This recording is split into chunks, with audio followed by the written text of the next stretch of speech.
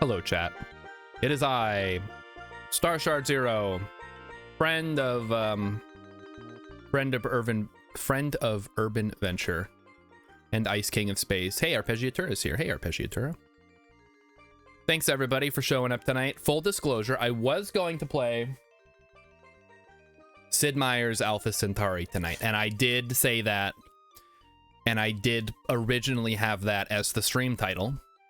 However, I couldn't get it to capture properly, so that's gonna be on hold until I figure it out.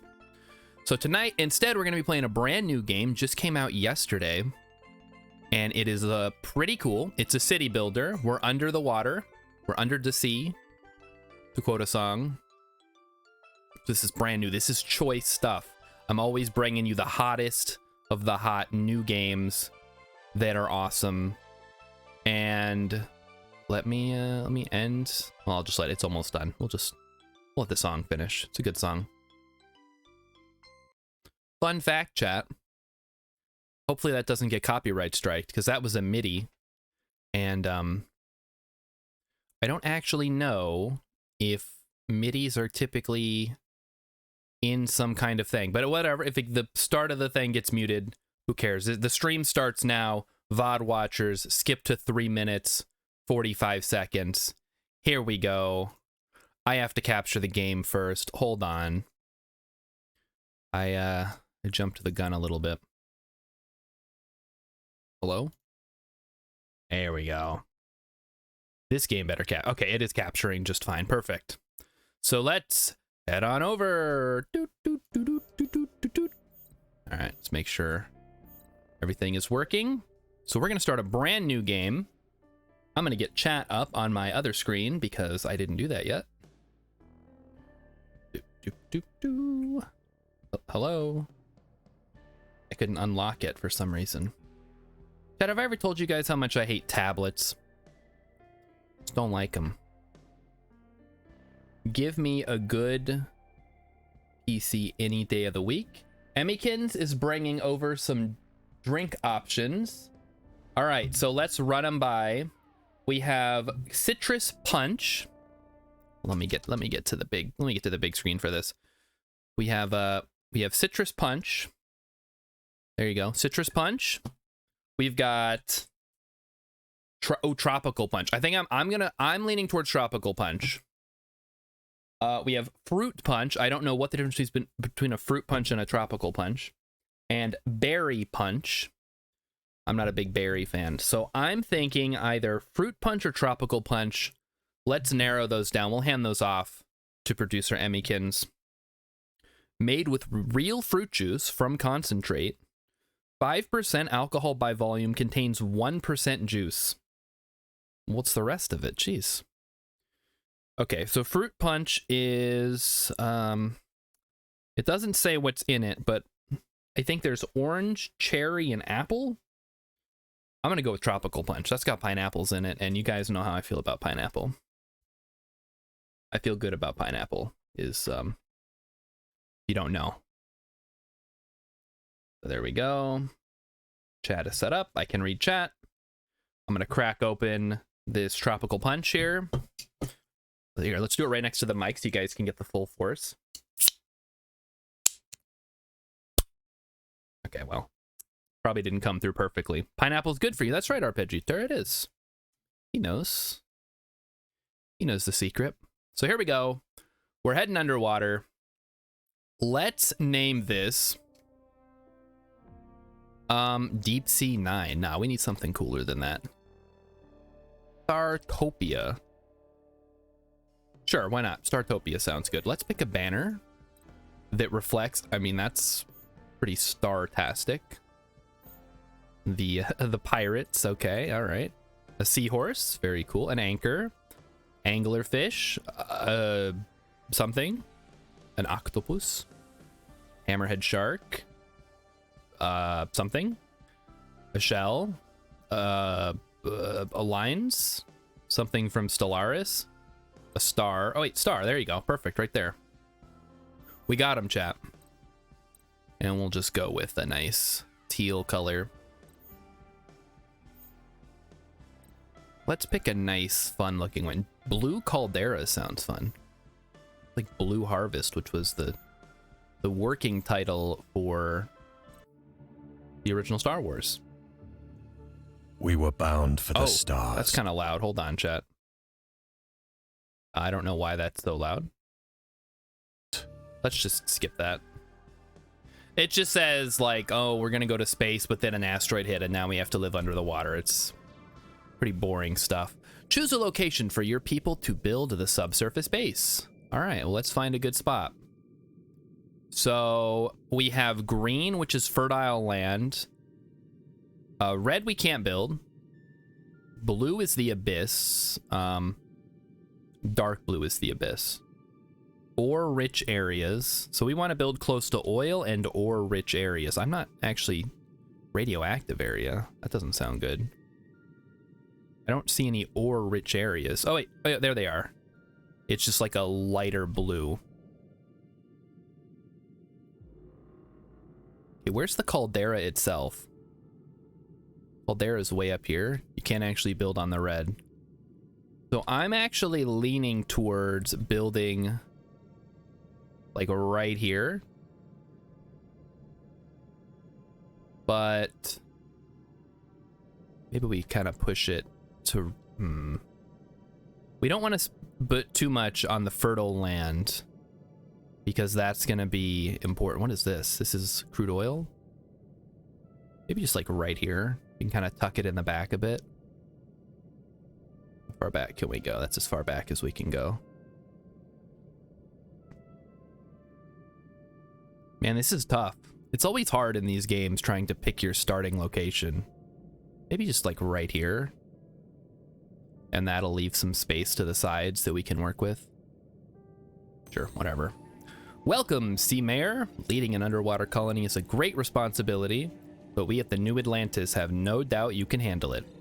Going underwater is our last chance of survival since the asteroid hit made the surface uninhabitable. Oh no. Focus on the production of plastics for construction, fuel for heating, and food for our people. The cold winter currents will strike soon. Strike the Earth.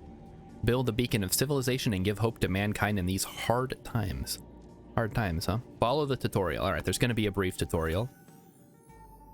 Blah, blah, blah, blah, blah. Hover over all the icons. Hover over these. Hover over these.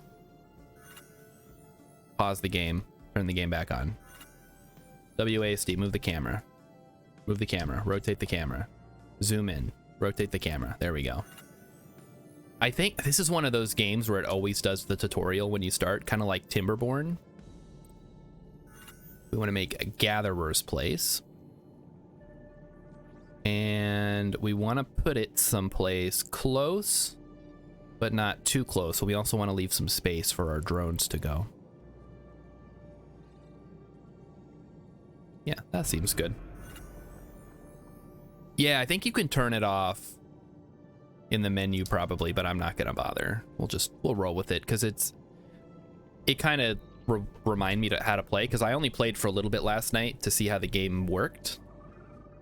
And I didn't get very far. So the tutorial will end relatively soon, hopefully. Probably keep this on. So this is metal, this is nothing, this is fertile. This is oil, and then there's radiation, which I don't know how that's gonna work. But the other thing is when you start doing expedition. So if you've ever played Frostpunk, it's a little bit like that, where you build a little expedition center and then you send groups of people out to explore. So we'll eventually want to do that. Also, I am excited because this game has something that I really like when it comes to building, and I'll show you that when we get to it. Because right now, this is just standard stuff. You plop down the buildings, your worker drones come over and build the building.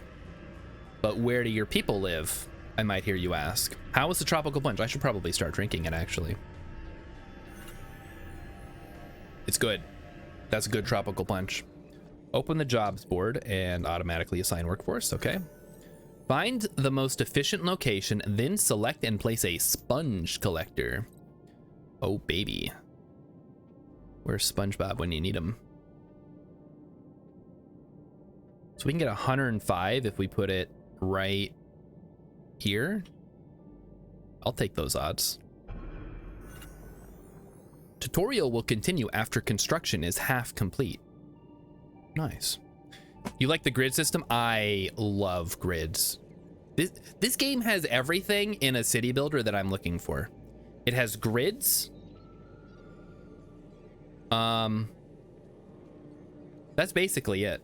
I hate games where it's just kind of freeform, because you go to like, you want to snap stuff to like a grid, but it's like, no, there's no grid, just build however you want. Curved roads, man. And I'm like, I don't want curved roads. I want the roads to go straight, and I want everything to line up.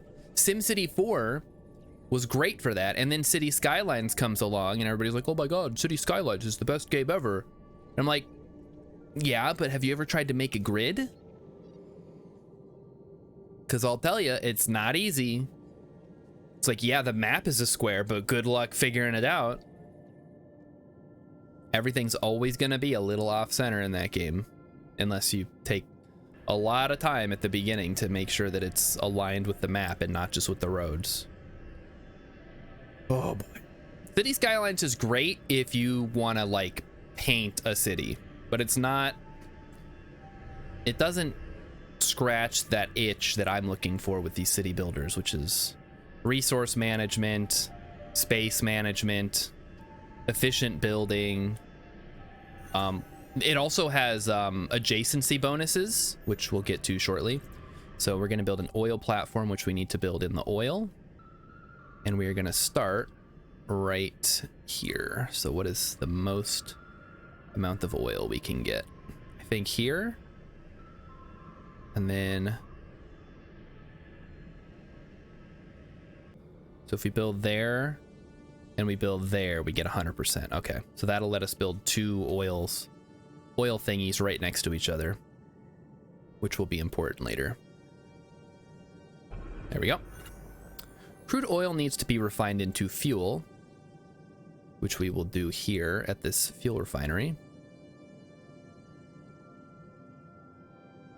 We'll leave enough space between everything to make sure that it's all good. I think 2 ought to be fine. Maybe 3, just to be safe. Arpeggiatura used to play StarCraft in the original SimCity. I did, when I was a kid, I played the original SimCity. I have not gone back to it ever, because it is, I don't know. It's very dated. Put it that way. Not quite what I'm typically looking for in a game. There we go. Select the marked sponge collector building and pay for the production boost. Also, you can upgrade the buildings for little boosts, which is cool. So you can see the, I guess you can't see because it's not built yet. I used to enjoy playing StarCraft with my friends. As soon as I started going online, I immediately stopped liking StarCraft. If that, maybe that says something about me as far as like competitive. I did like the custom modes that it had. There were so many good custom maps, chat. It was insane. I mean, that you could basically make a whole different game, which is I think where, not from StarCraft, but from Warcraft is where like Dota came from. Customs everything is everything Arpeggiatura played. Nice. So the oil platform has a radius, and later on you unlock with research. This game also has research. You unlock adjacency bonuses. So maybe a fuel refinery within the radius will get a 10% bonus or whatever. So that's something to look forward to. It's a reason to build things closer or farther apart or whatever. Mostly closer.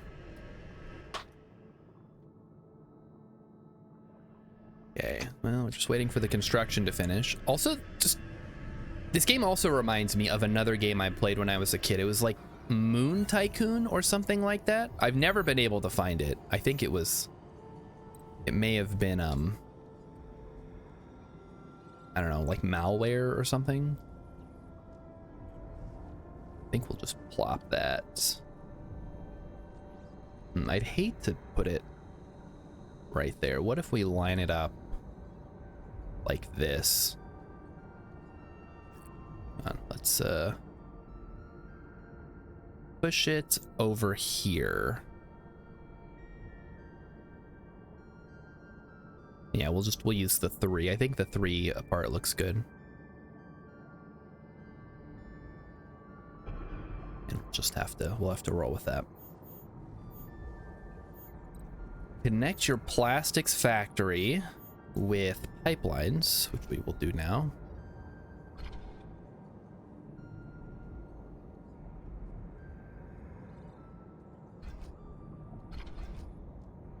There we go. Harvest the designated resource. Drag a box around the area you want to harvest. Okay. Please harvest that.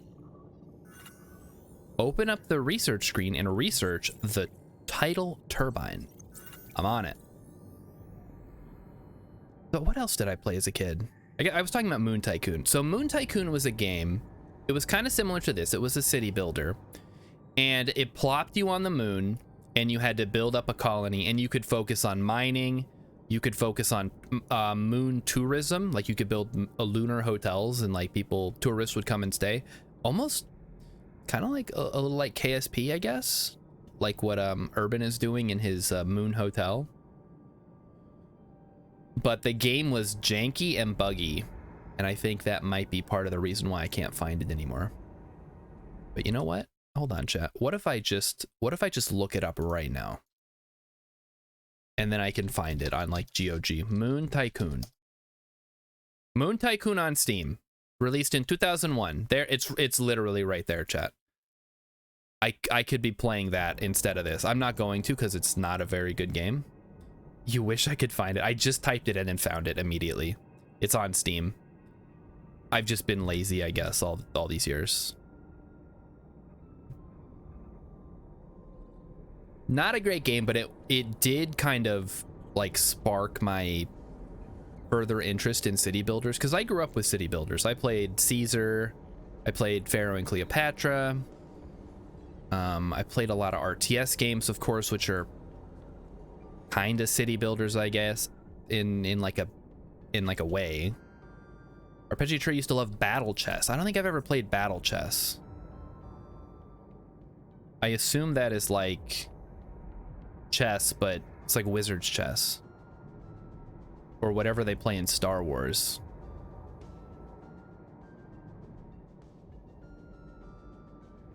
Ooh, jellyfish. Look at the big old jellyfish. What the heck? That's amazing. Nature is fascinating, chap. Like something out of Subnautica. Our research is complete. Where's the rest of the tutorial? I'm ready. Tutorial me up. Oh, we need sponge and iron. Okay, hold on. We might need to do some removal here. Some sponge, some more sponge here. Arpeggiator has used Legos. I mean, I've used Legos too. Okay, here's the fun part, chat. So you build a dome. The base of the dome is down here, but the rest of the dome is up in the second layer, I guess you can call it. Okay, this needs to be connected to the pipeline, so we should probably put it close to where the pipelines are gonna go.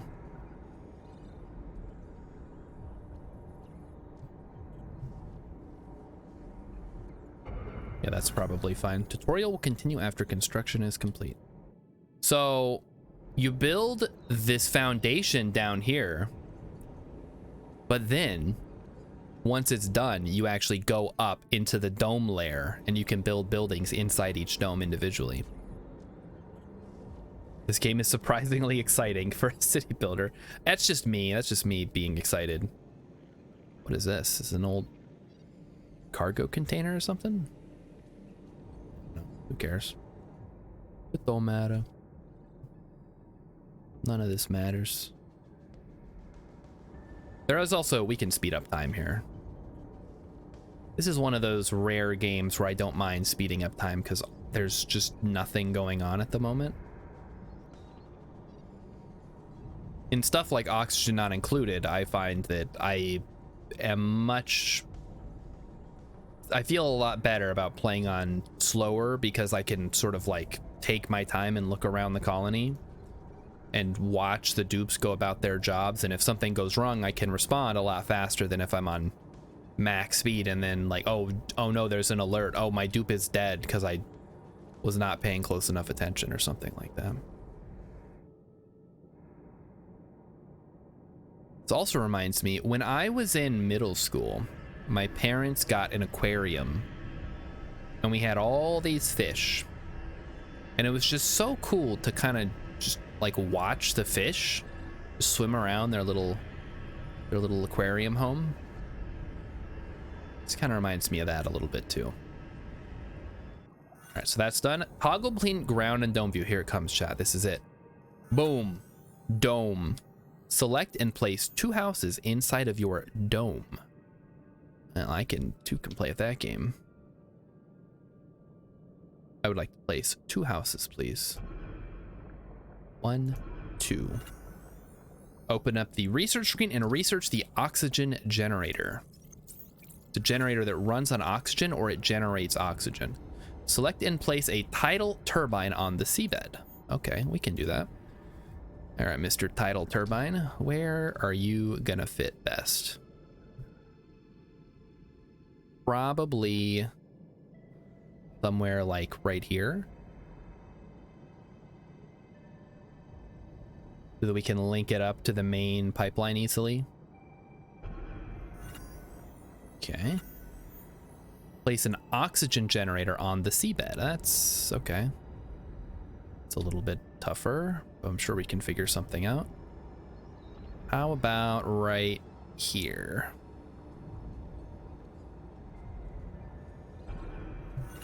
I am starting to feel a little bad for putting my sponge collector right here because it's now we're starting to kill off the sponges, which is not great. But whatever, we can always build another one later. Infrastructure, please. Connect the dome, tidal turbine, oxygen generator, and fuel refinery system. Okay, I can do that. We just have to run the pipeline through here. And then we run that across to the dome. And then we link this up like so. All right, there we go. Open up the research screen and research the battery factory. Okay, we're on it. Pipeline not working because it broke. Okay, fixed it. We did it, chat. Emmykins got my brother and I an aquarium when I was in 3rd grade with goldfish, and they all died within a week. It wasn't just like a bowl, was it? Because there's like a whole system you got to get. It's pretty involved to have a like actual aquarium in your house. There's like pumps, and you got to use special chemicals, and like the fish like to eat certain foods. And personally, I would not volunteer to deal with that at this point in my life. It's just an extra layer of crap I'd have to deal with. Now, don't get me wrong, I like fish. I just don't want to have to like take care of them, you know?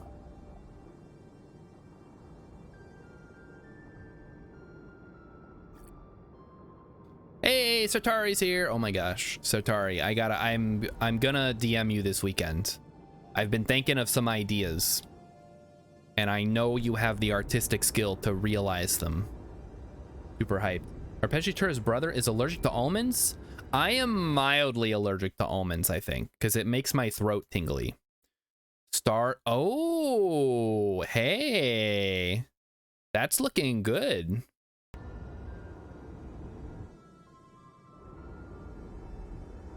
I can work with that. We can clean that up a little bit. Maybe change the little shard to like my little guy flying. And that is, yeah, Arpeggiatur is right. That's beautiful and inspiring. It's like I'm taking off into the great unknown. In this case, we're going underwater instead of space. But it's kind of similar. Tutorial will continue after research is complete. Okay, it's almost done. 0 days remaining, it says. Ah, she got bad fish. Gotcha. All right, well, Emikin's mom got bad fish just like she throws out the dark meat. So I guess we can chalk that one up to, I don't know, something. Where am I going to put this battery factory is the question. What if I put it way over here? I guess my concern would be, what if I want to build another, whatever this is? What is this? Plastic factory? I'm probably going to want to build another plastic factory right next to this one. So maybe I put the battery factories going this way. Something like this, but then that's taking up valuable space. Taking up valuable real estate over there. We don't want that. All right, hold on. What if I did the fuel refinery? Which is, I gotta do math, hold on. 1, 2, 3, 4, 5, 6, 7, 8, 9, 10, 11, 12, 13, 14, 15, 16, 17, 18, 19, 20 across. And then this is 1, 2, 3, 4, 5, 6, 7. Oh, these are 8 across? That's kind of weird. So 8, 16, 17, 18, 19, 20. So if we go from here, we go 1, 2, 3, and then we go back a bit. Hold on, chat. I'm gonna get this. Just hold on. I got this. We're gonna, okay. So 1, 2, 3. 1, 2, 3. Okay, I think we got it. Jeez. This marks the end of this step-by-step tutorial. Thank God. Dear Sea Mare, good luck in building a prosperous underwater colony. English is not their first language, chat. It's okay. Satari got the idea from the old Burger King logo because I keep hitting the Whopper button. Tell the crew to push the Whopper button. I gotta push the Whopper button because Don Beverage said so.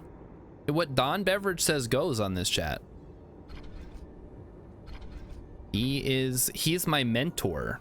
I learned everything I know about business from Don Beverage. Which that maybe is not the best place to be getting business advice. Okay, so next up, we're on our own, I guess. How about we just keep going down the drone factory tree and start working on some drones?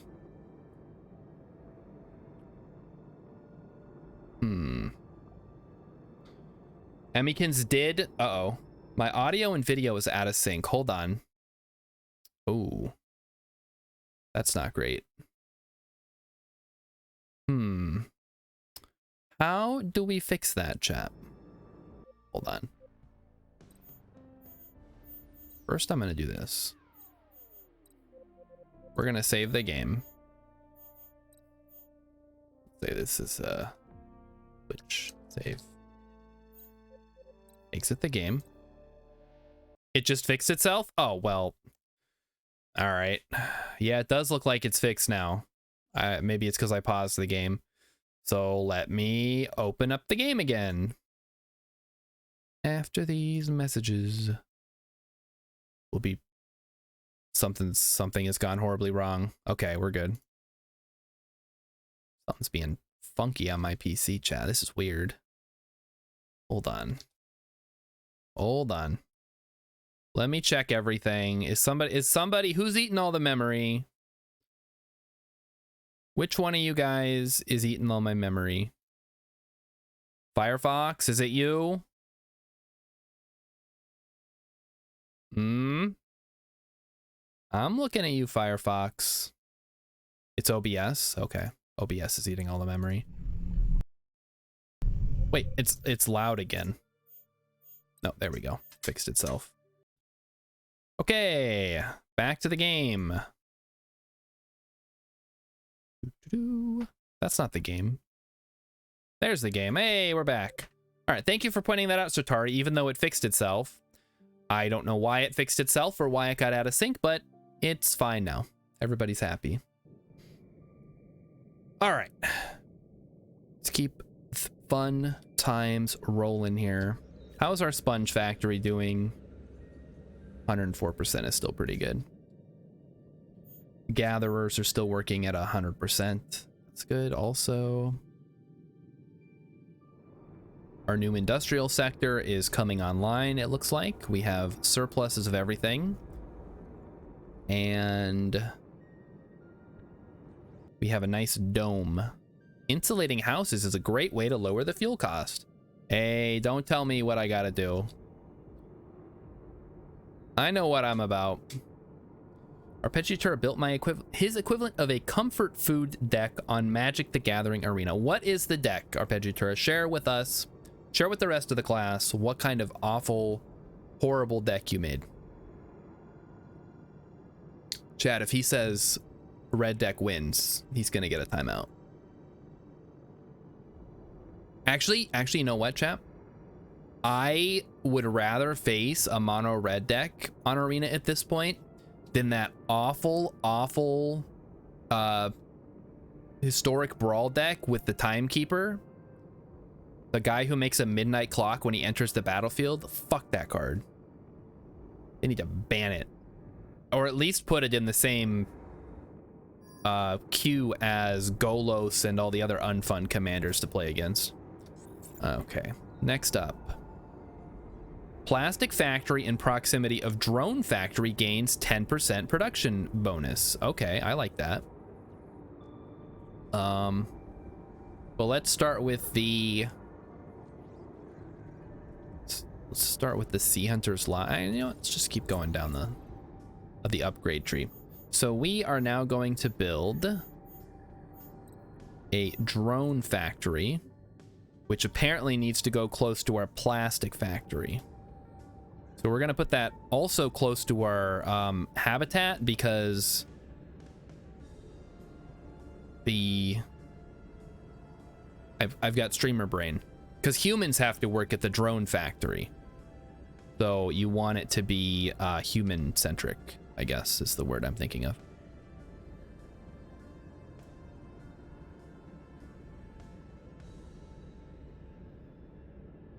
Okay, well, we can't put them right next to each other, but we can try. So how about like this? And then we'll build maybe another plastic factory and another drone factory later on, right next to each other.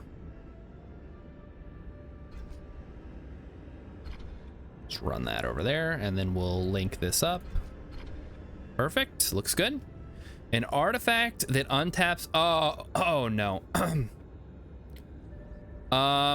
Arpeggiatura, I'm gonna have to time you out for that deck because that deck is a menace.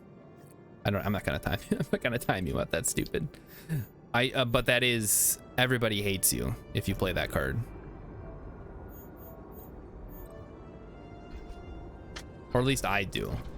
Every time I go up against a deck that just, oh, look at me, I get to have fun now. Nobody else though. Audio's out of sync again. Seems to happen whenever I build / move fast. Okay, well, let me fix that by doing this. Hold on. Chat. I'm gonna fix it. Hold on, just hold on, chat. Did I delete this? Okay, well, I'm just gonna be out of sync tonight then, because I apparently deleted the Kerbal VTuber program.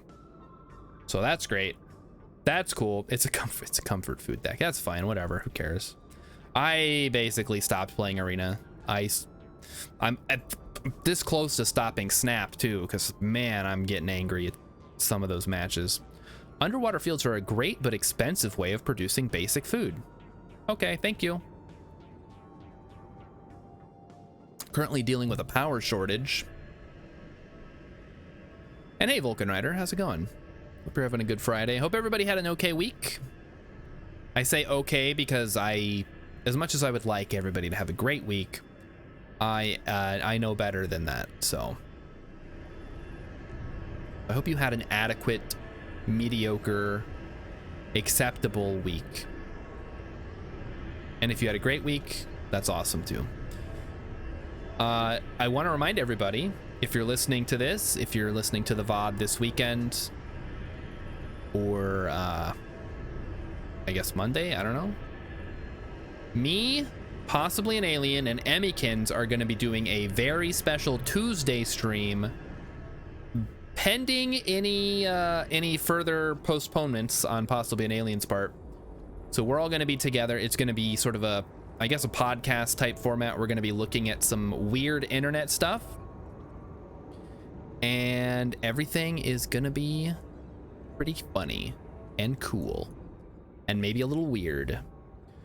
Vulcan Rider, Microsoft update broke the internet. I must have missed that. I missed the internet breaking. Are you sure it wasn't Kim Kardashian releasing another picture of herself with her butt? Because that's what broke the internet last time, as I recall. And then, of course, Ralph from Wreck-It Ralph broke the internet at some point. But that was just a movie. That wasn't real. Kim Kardashian is, in fact, real, and she can hurt you. And she will. So watch out. Where's the entrance on this thing? I didn't even think about that. Oh, it's this way. Okay, good. You need a widescreen monitor. You need a widescreen monitor to view the Kim Kardashian butt? Yeah. Maybe. I don't know, they squeezed it onto a magazine or something. I don't remember the whole story. I'm out of the loop on that one. We need iron. All right, let's go find some iron, chat. Hello, iron. You look like iron. Are you iron? Yes, you are. Perfect. So, turns out this game apparently knocks the camera out of sync, much like Stationeers did that one time. Maybe I can turn down the video, turn everything to normal, and maybe that'll help. Caustic. What the heck does caustic mean? The changes will be applied after you restart the game. God damn it. Hold on, chat. I'm going to restart the game. Oh, yeah. Speaking of widescreen monitors, this weekend, I am going to be ordering some stuff from the internet. And that is going to include a new set of monitors and potentially a capture card. So you guys may soon see some console games. I won't have to alt tab out or use this little pad. It's not even an iPad. It's a Amazon something. Yeah, to read chat. Let's continue. So I'm a big spender this month, apparently. All right, is this better? Is this hopefully gonna... I also need to get a new desk to go with the monitors because 2 monitors won't fit on here. But I've needed a new desk for a while anyway. Something that's not gonna break under the weight of this mic stand arm thing. Maybe something made out of actual wood instead of whatever this is, or maybe even a metal desk. That could be good. Something with some shelves up here. Maybe I can like clip a webcam up above. Who knows? Won't know until... Okay, let me... Wee! Woo! Wahoo! Yippee! Okay, did that fix it? And yes, even an extra space for Cat to lay on. Maybe we'll put a little bed up here for him so he can have a little cat cam zone area to set up at some point. What is going on here? So this is the entrance. You go in here and I get it's a restricted area. It says like maybe this is some kind of command post for the plastics factory. That's cool, I guess. Try building stuff because that seemed to be more intensive. Okay, hold on. If a depot or warehouse is too far away from an underwater field, harvesting the field could take too long. You don't say. Okay, so this is green. Minimum size is 12 by 12, so it has to be 12 on each side.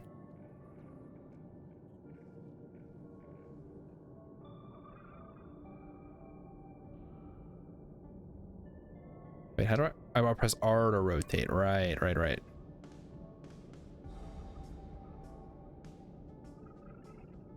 let's try that. So there's a field, and it's not even too far from the depot, so they should be able to harvest it just fine. I have Vulcan Rider has a 31-inch curved monitor that does some large number. I think that might be too big for me. I have small eyes, chat. I don't know if you've noticed. Hey, they're sending us free money. Thanks. I like free money. That destroyed it for a second. Okay, so apparently we've troubleshooted it to where the building just like breaks the game for some reason. I have to wonder. I have my headset on. I can't tell if my computer is like going into jet engine mode from that. Maybe this game is just poorly optimized. This is not a negative review, chat, but that does suck. Maybe it's bad for streaming, but it's good to play. It's a fun game. So, you know, check it out if you're interested in city builders. And if the devs ever somehow get a hold of this footage, please make it so that building doesn't break my stream. Thank you very much. And I'm enjoying your game. Having a fun time. Needs power. We're low on power, chat. Let's increase these. There we go. Now we have power.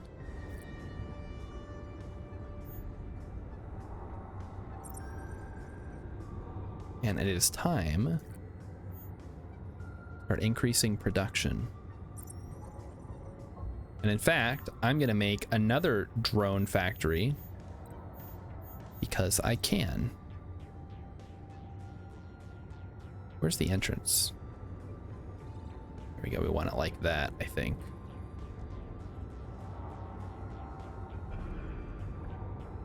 And then we're going to run pipeline to the back of this part so that it looks the same. Okay, and I just built, so I destroyed it again. Maybe it has something to do with these little ghost bits here. Something funky. I know there was another game I remember. Maybe it was like, it might have been Total War, where if you had the previews of something, it would just like tank your frame rate.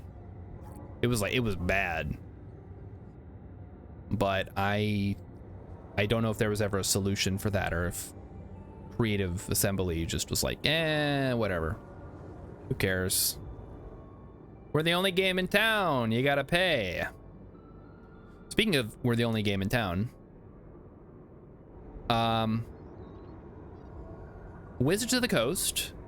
I'm talking about this because it's important to me, at least. Wizards of the Coast released their statement regarding the public testing period for their new OGL. And they said, and I quote, "We rolled a nat 1, or we rolled a critical fail." I guess it's not a quote if I'm paraphrasing. They said something to that effect, and it was really cringy. And they didn't act. Oh, shoot, assign mariculture. Okay, let's grow seaweed and then sea cucumber. Delicious. I love sea cucumber. They're not gonna change anything. They're just gonna keep ramming this through. And now, yeah, what's here shitting the bed? Exactly, Sartari. I have never seen. I remember when, and I hate to talk about this because it's gonna bring the weirdos out of the woodwork. When Gamergate was a big thing, and like there were all the memes about like gamers rise up. This is actually Gamers Rise Up, and it's for a good cause this time. They targeted gamers, but unironically, because I don't think the suits at WotC realize that their game is controlled by the dungeon masters. If dungeon masters are not playing your game, you have no players. Because you can have, you know, whatever, you can have a bunch of players, but they're not going to be buying your products if there's nobody to run the game. And they're going after I'm not, do I have to like explain what's going on? I really don't want to, because it's like a whole thing. But all I want to say is the people who are being affected by this are the same people who are responsible for like increasing D&D's market share. And yeah, all the players, they're gonna move to Paizo's new system probably. Or it's not Paizo's system, but the new license, which means, you know, Call of Cthulhu, Mutants and Masterminds. I don't know if any of the like Jeremy Crawford, that's not the right name. Blades in the Dark is what I'm thinking of. I forgot who wrote that. All those games, all those independent publishers, all those people who for years have been making content are just going to be like, okay, Wizards, you took your ball and you went home. No big deal. We'll just go make new OGL with blackjack and hookers. And they're going to do it, and then everyone's going to be better off, I think. We need plastic. Why do we have so little plastic? Can we increase production? Yes, we can. I would like to increase it further, please. Maybe there's some plastic we can scoop up. That's metal, that's stone. Gotta be plastic around here somewhere. That looks like plastic. Are you plastic? It is. Good. So I've been following this news very closely, reading all the think pieces and the articles. Apparently it ended up on the front page of Reddit at the very top. There was an article in, I think, The Guardian about it. And it's like they kicked over the hornet's nest with this one. This was a terrible decision. Just awful. If they could have just left it alone and they would have kept making money, but I guess they decided we're not making enough of all the money. We need to make all the money. Says small corporation that had like $1 billion in revenue last year. It's like ridiculous. They just, man, if I had that much goodwill built up over the years, I would hope that I would be wise enough to realize it and not throw it all away over something stupid. Because that's, man, so bad. Yep. 20 of their top unofficial creators who do streams and live events have already jumped ship. I've been out of D&D for several years now. I don't play it. I don't run it. I lambast it every chance I get. So I've been out of the ecosystem for a good long time. But I know there are a lot of people who enjoy playing it, people who enjoy running it, people who enjoy making content for it. And now they are being threatened, essentially. And that's why I think Wizards just thinks that they're like any other, I don't know, any other company where you can just squeeze the consumer because fuck you, I guess. But they're on a razor's edge. It's like they've already forgotten the lessons that 4th edition taught with the GSL when they rolled that out. And all the big companies, including Paizo, who, as you'll recall, is sort of the largest rival in the RPG space to Wizards, was born out of that. And now they're doing it all over again. So now we're gonna have Paizo's gonna be stronger, Green Ronin, Chaosium, Kobold Press, all those little guys, they're gonna get a boost. And Wizards is gonna be like, oh no, what have we done? Who could have foreseen this? I don't know, literally everybody?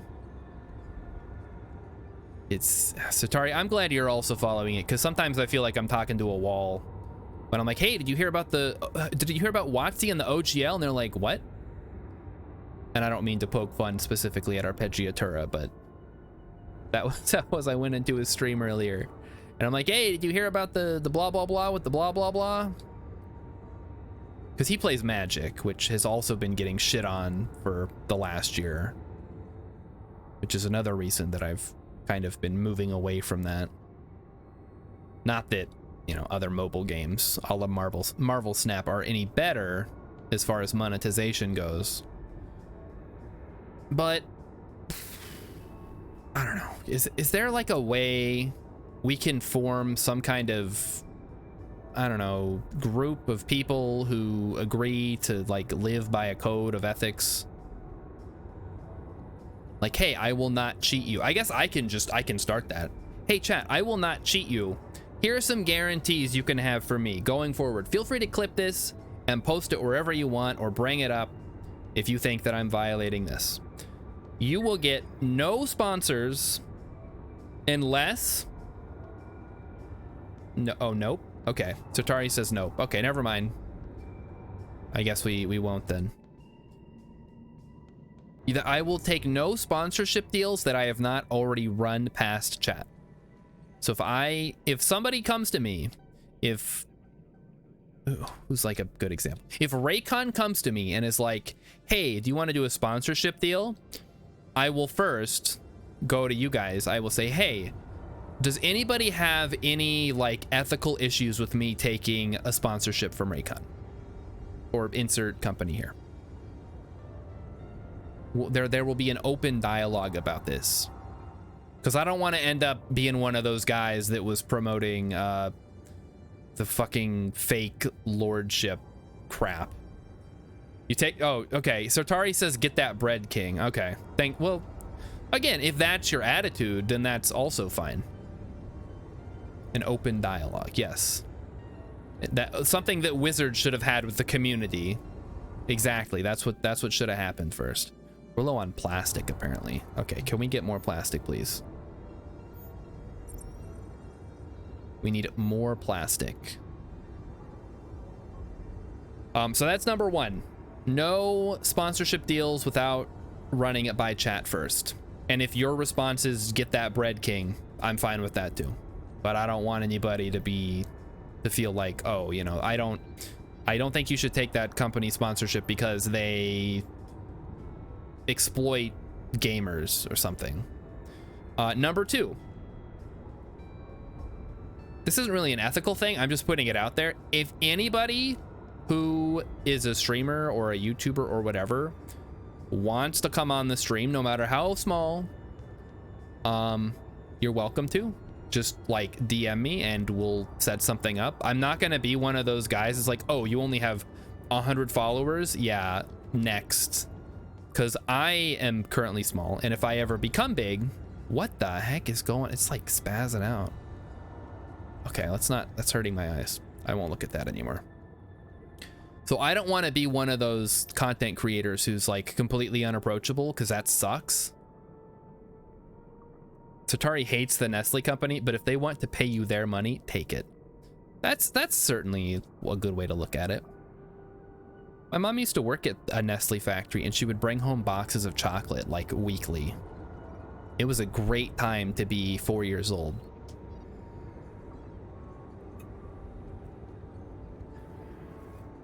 So that's two.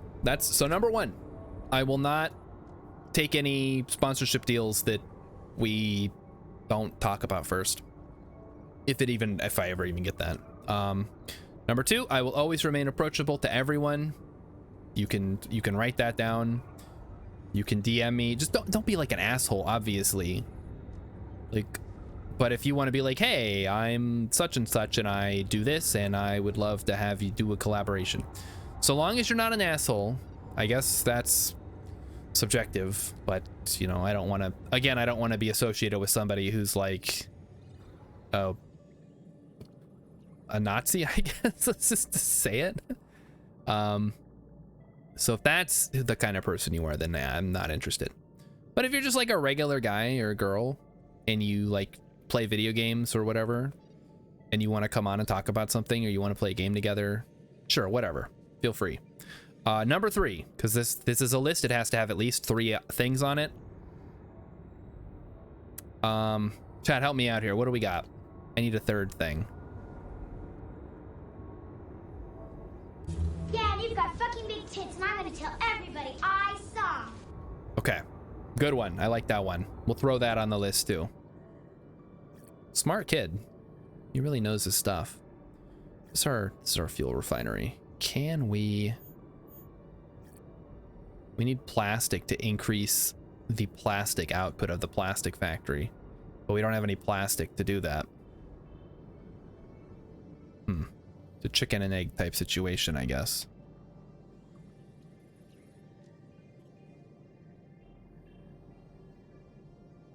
This is metal? Yeah, that's iron. I guess I can click on it and it tells me. Yeah, that's convenient. I wish I would have known that. There's more plastic over here, but it's kind of far away. There's some over here. That's stone. This is also stone. That is also stone. I don't need stone. I need plastic. So iron, and then there's more plastic way the heck over here. That's too far away. Dude, look at this little drone. He's like going around. He's planting seaweed. Nice. What a fun little guy. Okay, I guess there's not a third thing. Yeah, but those are the two things. Those are the important things for me. Because I don't want to I don't want to do something that's gonna come back to bite me and like later down the line. And I don't want to seem unapproachable because I'm streaming on Twitch. I guess if I stop streaming on Twitch and I'm like, hey guys, leave me alone. Maybe maybe that'll be different, but I can't see that happening anytime soon. Unless something crazy happens, which is always a possibility. Yeah, I would really like to expand the plastic factory. Okay, now we're low on fuel, so now we need to increase fuel production, which means we need to expand the fuel refinery. We are once again stuck doing this. We're back to it. I gotta remember I gotta drink this hard seltzer. They sent us plastic. Yes. I'm back in. Now we need crude oil. So now we need another oil refinery, it seems. Show me the oil platform.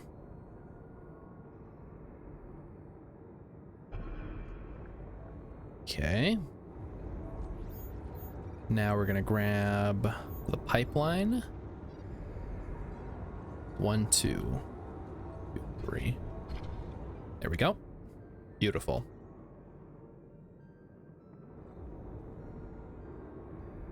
And in other news, chat, I need to remember this weekend, apparently I'm going to be working on stream stuff this weekend.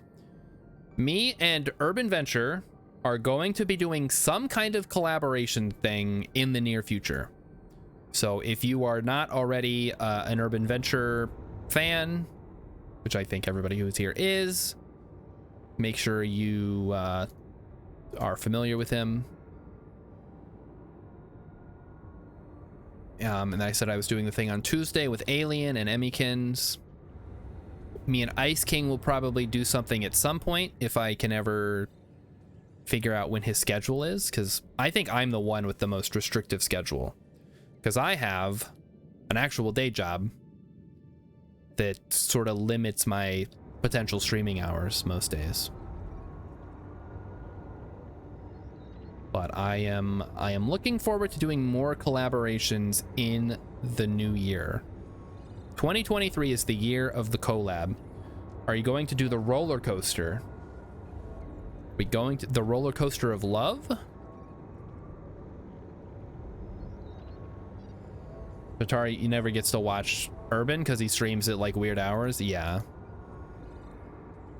He streams, so he is the perfect time for me to watch from when I get to work until like my lunchtime, which is kind of cool because I can basically watch his entire stream, and he always has like so many helpful people in there. And I'm sure I stream when it's somebody's lunchtime or somebody's work time. They just don't know about me, which kind of sucks. I think I originally found Urban because of Vulcan Rider. I don't remember exactly, because when I first started streaming, as you will probably find if any of you start streaming or have streamed in the past, nobody watches you because nobody knows about you. Like, people have to find you before they can watch your stream. That's just, I mean, I don't know, that's just how it is. So the trick is, you can either, there's a couple things you can do. This is free advice. You can stream a game that will bring people in, which is tough because you have to find a game that has plenty of people willing to watch, but doesn't have a lot of people streaming at the time that you're going to go live. So Kerbal Space Program is sort of good for that. But of course, you know, with the hype for KSP2 coming up, it's kind of gotten a little saturated. The other thing you can do is make content for YouTube, or I guess TikTok, maybe. It's not really my thing, but I'm sure somebody likes it. And we need power. All right, production boost. Let's go. Show me production. We need another one? Okay, we need more. We're simply not putting out enough power right now.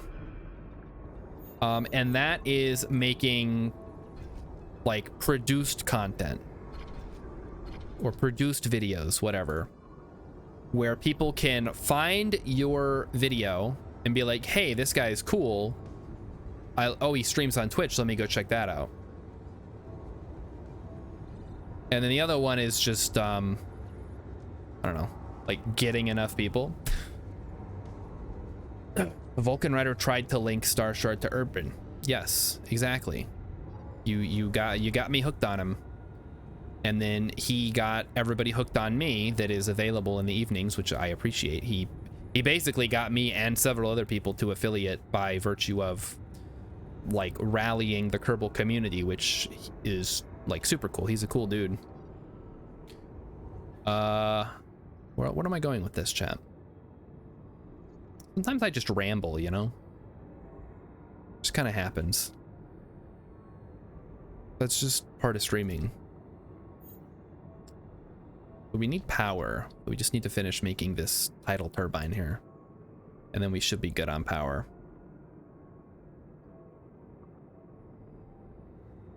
I think I've told you guys how I tried to make edited content, edited videos for YouTube, and immediately ran into the problem of I know nothing about video production or editing or anything.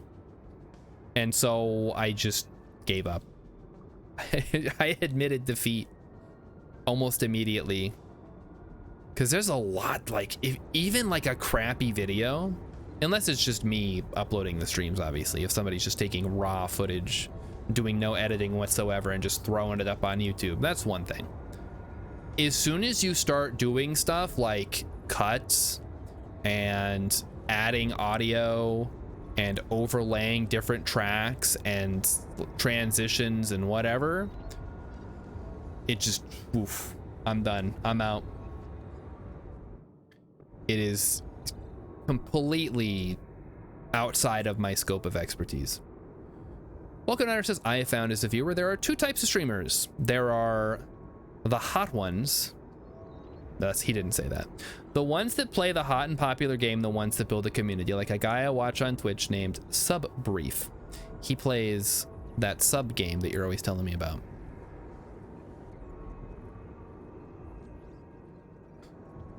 Oh yeah, okay, Emmykins is mentioning her birthday is next month. So in addition to the Kerbal stream, which you guys will get, remember that is an option. You can put your points towards the community goal.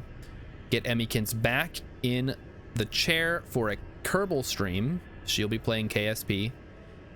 It will go poorly, I can guarantee you that, but maybe you'll get some entertainment out of it. We're also thinking of doing an Emmykins birthday stream because her birthday is next month. So we may have a couple of Emmykins streams in February. Could be a good time. But yeah, I see what you're talking about, Vulcan Rider. You want to have a community, and that's what I want to have. Obviously, this is not a hot... It is a new game, but it's probably not a hot game. I don't know if anybody's even playing this besides me. But I wanted to play Sid Meier's Alpha Centauri, but that I couldn't get that to work, so this was my backup option. Missing. What do you mean? I built it. It's right there. Give me that crap. There we go. Okay, that should solve our power issues for quite a while now. Now let's start boosting production on the drones.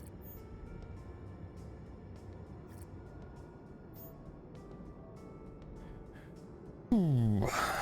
Okay. And that was the reason I started streaming on Twitch, was to build a community. Because I saw the communities around my favorite streamer, and I'm like, I want that. How do I get that? I guess I have to stream. So now I'm doing that. Cold Waters has a lot of time where you're hunting or stalking your target, and during that time he told sea stories. I don't have any sea stories. I only have army stories, and not a lot of them, so I gotta put them behind a paywall. I have very few stories that are army related. I should be researching. What the heck am I doing? Fuel refinery gets 10%. That's not important right now.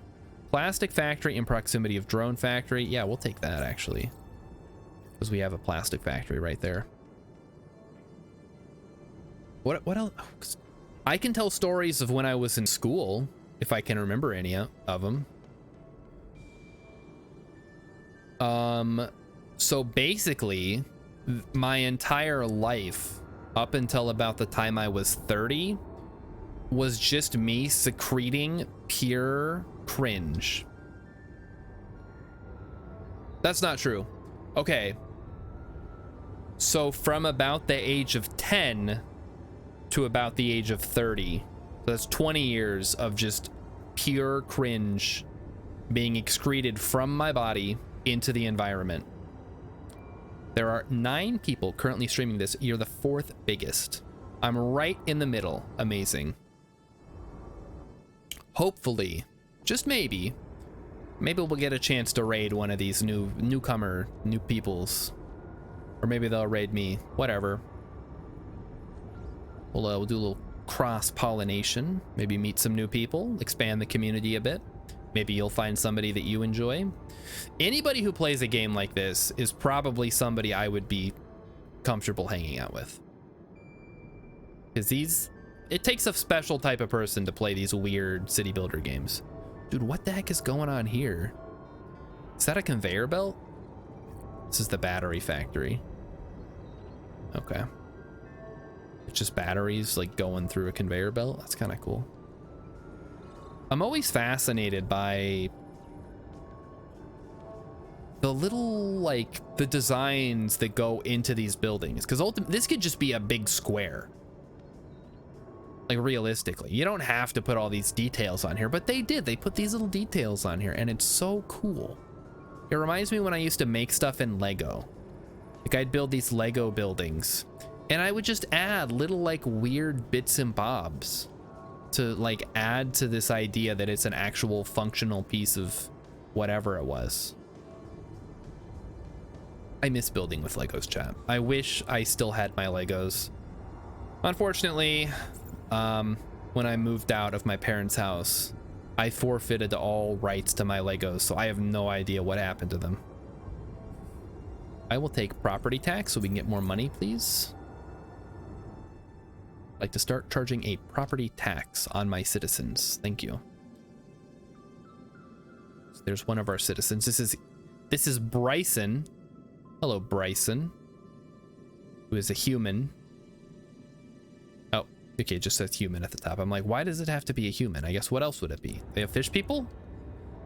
I don't think they have fish people in this. Maybe they should. That would be cool. What is going on here? What is this supposed to be? Some kind of like heat output? This is a chimney? Like, just they're blasting hot air out of here? Or hot water in this case? Could be cool. Because, yeah, I guess you wouldn't have a chimney underwater. That doesn't work. It's pretty cool, though. Emmykins is back. Thank you, Emmykins, for letting everybody know you're back.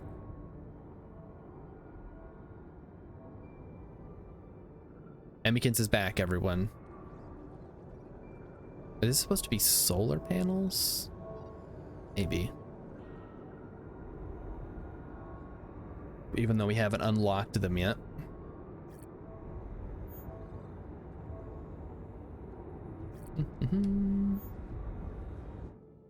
Okay, let's go ahead and speed up time now, because now we're just kind of sitting back and doing nothing. What am I doing this weekend? Ordering computer parts. Oh, hey, more drones, thanks. I am remembering to DM Sotari because I have art ideas and I have money, so that's a good place to be in as a patron of the arts. Once research directives can be slotted. Oh, can they? Let's do it. Show me the money. Next, we have Oil Imperium. Yeah, whatever, we'll take it. It's cheap. We'll grab it while we can. I guess one of my complaints is that the tech tree is very linear. Like it just goes and goes and goes and goes. But it's all very to the right, you know? There's not a lot of verticality to it. And even though it doesn't really change anything, it would be cool if there were like, I don't know, different categories or something. It's probably fine the way that it is. Probably a balance reason for it. Or at least to keep you sort of focused, moving in one direction. Because I'm not like this, but I know some people might be, where they get overwhelmed by like a big tech tree and they don't know where to start. And they're like, I don't know what I should be researching. What do I do? I wish this was more linear. You know what game had a really cool tech tree? Endless Space. Because it wasn't really a tree. It was more of like a little bush. Because it had these rings. There were 4 categories of science. If you've never played Endless Space, I guess I'll explain it to you now. There were 4 categories of science that were just 4 wedges on a circle. And there were the rings, and you start in the inner ring and you'd expand out to the outer rings. And in order to get access to the outer rings, you had to research a certain amount of text inside the inner rings. And you would unlock text based on what you'd researched before, but some were just kind of like not connected to anything, so you could just research them whenever. It was just such a much cooler idea than just like a standard tech tree like Civ has.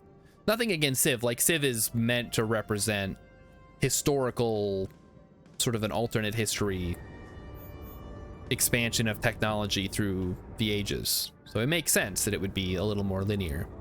But in space, it's like, you know, what do you want to research? What's more important to you? Better get the Sea Hunter's Lodge up and running here. We're gonna need food.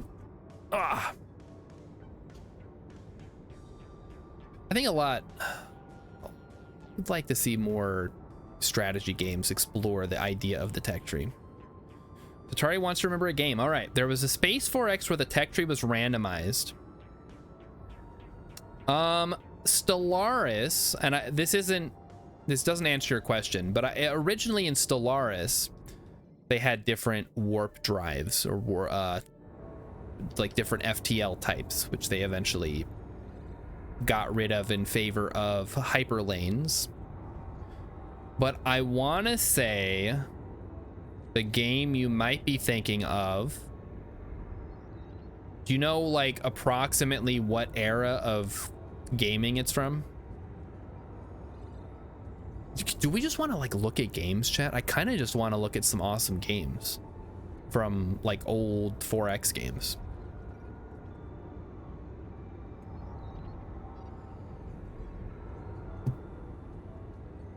There's so many good games out there. I know the audio's gonna stop, but it's fine. Okay, hold on. I'm gonna look up a couple of games on Steam real quick. I'm gonna find, dude, this one's not even on Steam. It's on GOG. Wait. Oh, it's not on GOG. It's on the community wish list. Bummer. Okay, we'll just look at it on Wikipedia, I guess. I have literally seen nobody who knows about this game. Okay, Masters of Orion.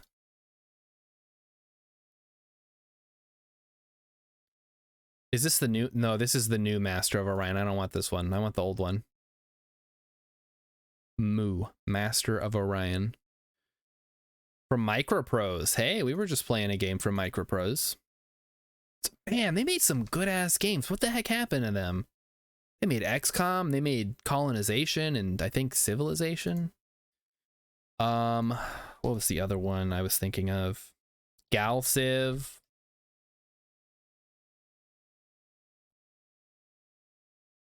Dude, Galciv. There, oh, 4? They're working on 4? Or 4 is out? Galactic Civilizations 4, get it now. When did this come out? This came out last April. How did I not hear about this? Chat, you guys are not reminding me of what's going on here. This is crazy. Falcon 4. Falcon 4? Okay, let's Falcon 4. Falcon 4 on Steam. That's a jet game, Vulcan Rider. That is not a 4X game.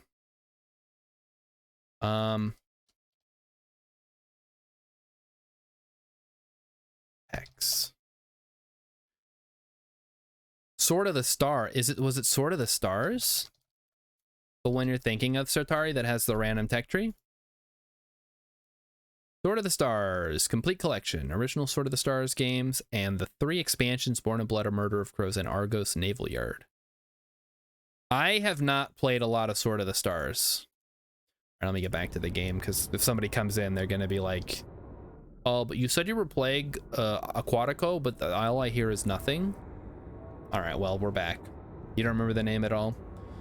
So what you're saying is I got to go back and play every 4X ever made on stream until you find the one that you're thinking of, because I would. Is this the year of the 4X, chat? We just play a little bit of everything. That would be super fun, actually. I love 4X games. For those of you who missed it, I went with the Truly Tropical Punch Hard Seltzer tonight for Aloha Friday. I'm also wearing my Aloha Friday the 13th. Also, Aloha Friday the 13th shirt. So you can see, of course, the Jason Voorhees. Michael Myers is on here too, because it's like a horror icon shirt. And there's also some hibiscus, which are traditionally associated with Hawaii. Because they grow there, I guess. I don't know. I haven't been there in a long time. Sure, they still do. Satari would not complain if I just played 4X games all the time. I certainly wouldn't either. Maybe that's my niche. Nah, Quill 18, I think, has that locked in. I don't think I can break into that too hard. I think I have to pick one and stick with it for a while.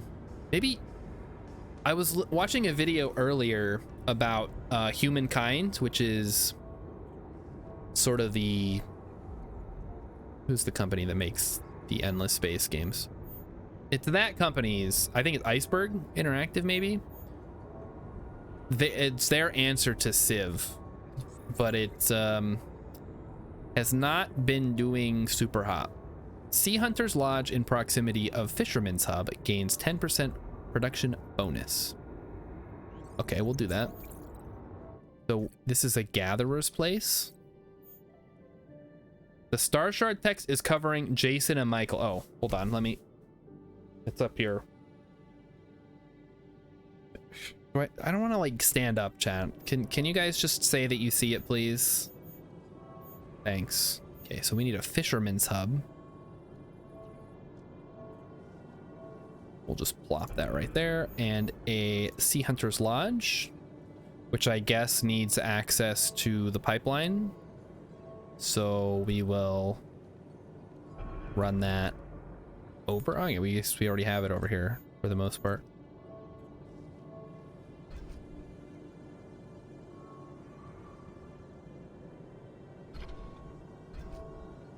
Beautiful. Look at that.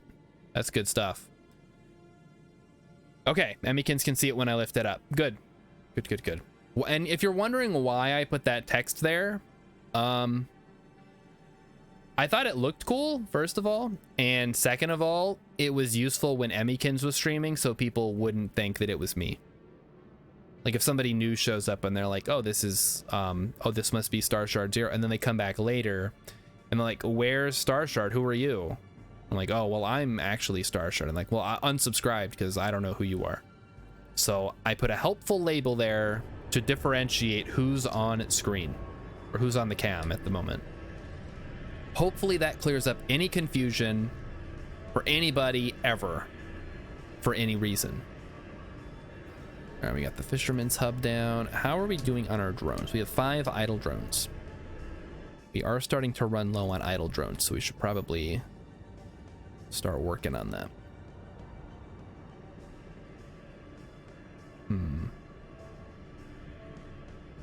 And I thought I had it so that the audio would not mute in background, but it does. It just mutes, which is really annoying. Okay, chat, I want to show you this game because this game was amazing, and I have to show somebody. I can't be the only one who knows about this game. This was a game I played, oh, I don't know, 20 years ago. It's called Ascendancy, a 4X science fiction turn-based strategy computer game. And I will put on some music so this is not deafening. I didn't tweet. I'm going to tweet now. Maybe someone will show up. I don't know anybody. If there's anybody in chat, if you are a person who only finds out that I'm streaming via Twitter, please let me know. Okay, where is my music? Put some music on here. Wait, no, not that one. This one. There we go. Okay. Everybody good? Good. Okay. The iOS version Ascendancy was a universal app. The original Ascendancy was released during a golden age of 4X space games in the mid-1990s. Several reviewers praised the game for having great graphics, citations, oh, okay, being entertaining, and being fun to play. Okay. Blah, blah, blah. In Ascendancy, the player takes on the role of the leader of an alien species. Let's open up these and take a look at some of the graphics. This was awesome for the 90s. I don't know what anybody says. This is amazing. Okay, take me back. Blah, blah, blah, blah. Okay, tasked with guiding their people into space to explore and colonize other worlds. It's a 4X game. Do this by building structures and spaceships, researching technology, and growing stronger through war or diplomacy. So that's the system display. So you can go between systems. It's like Stellaris. And then you can also build on planets. I guess Galciv is probably the only one that I can think of off the top of my head that has the individual tiles like this. Stellaris used to have tiles, but they got rid of them because they were too fiddly or something. I don't know. The AI couldn't handle it. Diplomacy, you could talk to alien species. There were a ton of species in this game. Maybe we can find a list. There were so many. What is this one? I think this is the galaxy view, so you can see all the different stars. Dude, I want to find.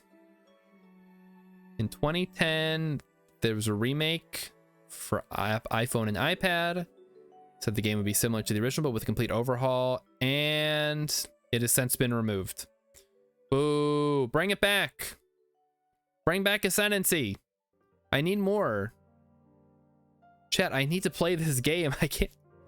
Hang on, let me see if I can find it. Ascendancy game. Download Ascendancy from my abandonware. Hold up, chat. We might have it. It's on DOSBox. Okay, chat. We may have a very special stream on Monday. That's all I'm gonna say. We're gonna get back. I know everybody's here for Aquatico. We're gonna get back to Aquatico now. But I just want you guys to know. I have to change the scene. Hold on. Just want you guys to know we might be playing a weird old DOS game again on Monday. Since that's, I don't know, I'm at that point in my life where I feel like maybe I've already played the best game I'm ever gonna play and I just need to go back and find it. It's a what's your number situation. Because realistically, how many games can I keep playing looking for the perfect game? But it's possible that I've already had the perfect game and I just don't remember it.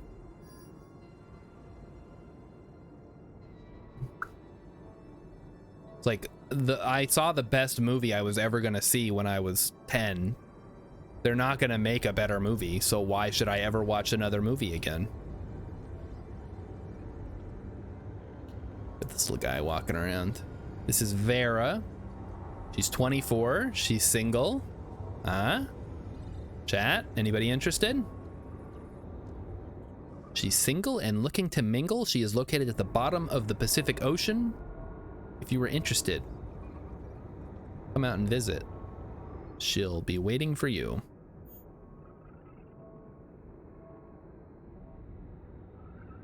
Was that movie Flight of the Navigator? No, but I haven't seen Flight of the Navigator. I've heard it's very good. It was Titan AE, the final project of Fox Animation Studios and of Don Bluth. Sort of the end of his relevance in the animation industry as like an actual player, somebody who actually makes movies. Now I think he's mostly content to just kind of like talk about them. I don't know the guy personally. Maybe he still does stuff. Somebody more well-versed in animation can tell me. Vulcan Rider remembers Titan AE? Okay, you would have, I mean, you would have been old when it came out. At least older than me, because you're older than me now, which is how that works. Increase production here. We want more production. Want to gather more things. What is this? This is, they gather? They get random stuff, I guess. Production, let's get more sponges. Increase the radius. Yep, looks good. Do we have any free drone? Not really, we only have 4 drones. You have it on your Plex server. What the heck is a Plex server? Oh, is that some kind of like BitTorrent thing?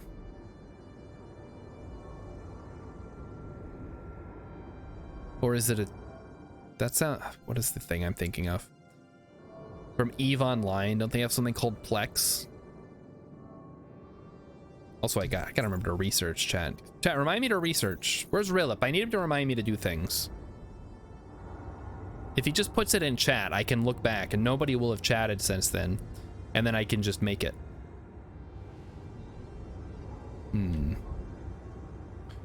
Totari, I'm going back and looking at the chat. Did you play the new Master of Orion?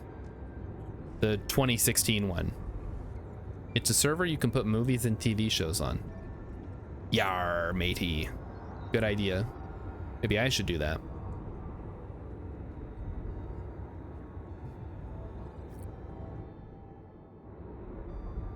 Whoosh, whoosh. A goosh, goosh, goosh. Was it good, Sertari? I didn't bother picking it up because I heard it was not great. But I would much rather hear the words of somebody that is like, I know semi-personally, like you're in the chat. I feel like I can trust your judgment more than a random stranger. It was okay. Okay, well, okay does not earn my $20 these days. Your game better be outstanding for me to buy it. What are we doing? I wish we could. We can't queue up research, huh? That's kind of annoying. Devs, if you're listening, please grant the ability to queue up research in advance so I don't have to jump through a bunch of hoops, please. Thank you. Great game, by the way. You guys are doing great work. Speaking of which, it is halftime, chat. And you know what that means? It's time. Does the game stop running? It just stops running. Okay, so we're gonna pause it then, since it's gonna pause itself. It is time for halftime. There are, in fact, some videos I know because I saw Arpeggiatura uploading them during the day. So we're gonna go ahead, we're gonna pull those. What do we got? This is from 1.9. I feel like I've already seen that one. So Arpeggiatura, what do you got for us today? More Instagram. All right. Well, thank you for not auto-playing Instagram. At least one of the stupid websites I go to won't. I'm not going to get copyright striked for any of these, am I?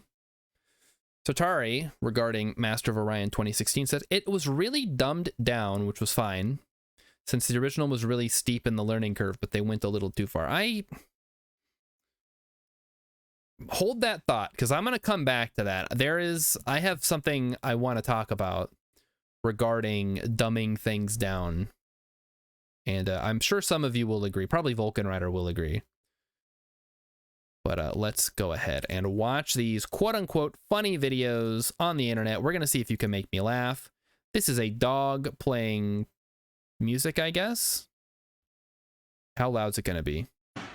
It's going to be very loud. All right, hold on. I have to decrease the volume or everyone's going to be deaf. And I do not want that.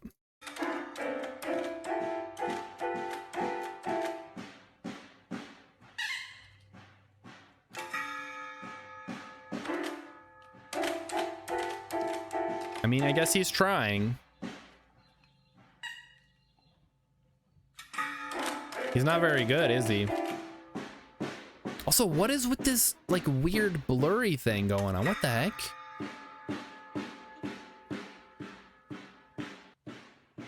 Is this just how Instagram does video?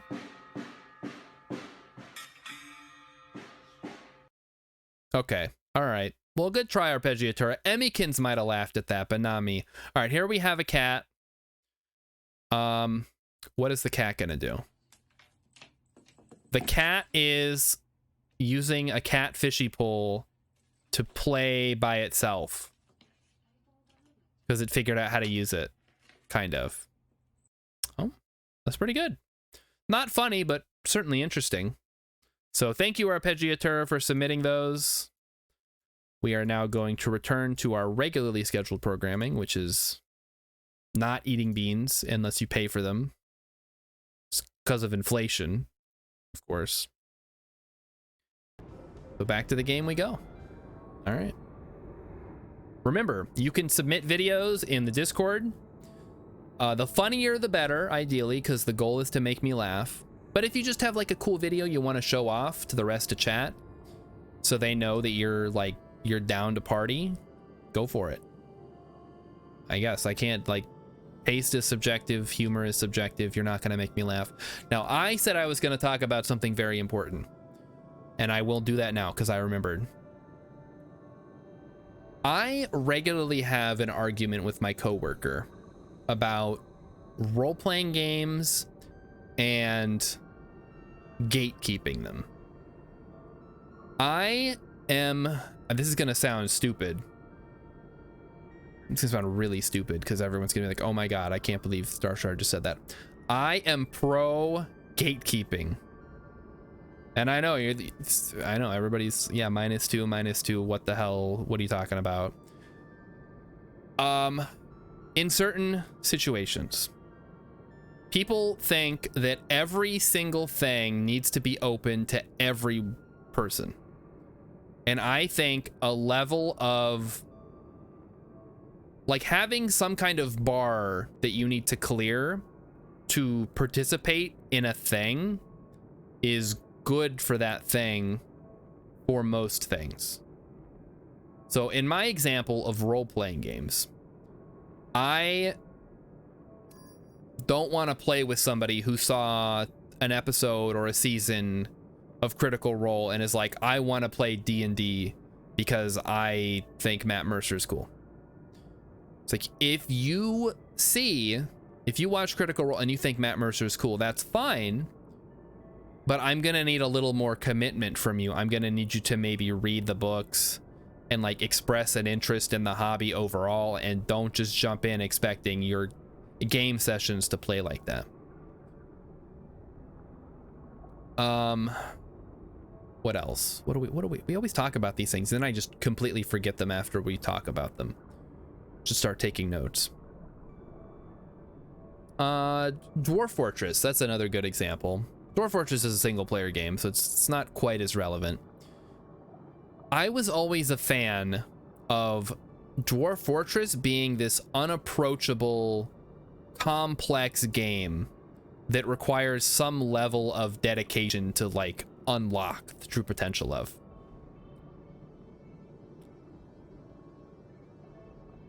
So as much as I appreciate what the Steam release did, it's a single player game again. It's not as big of a deal.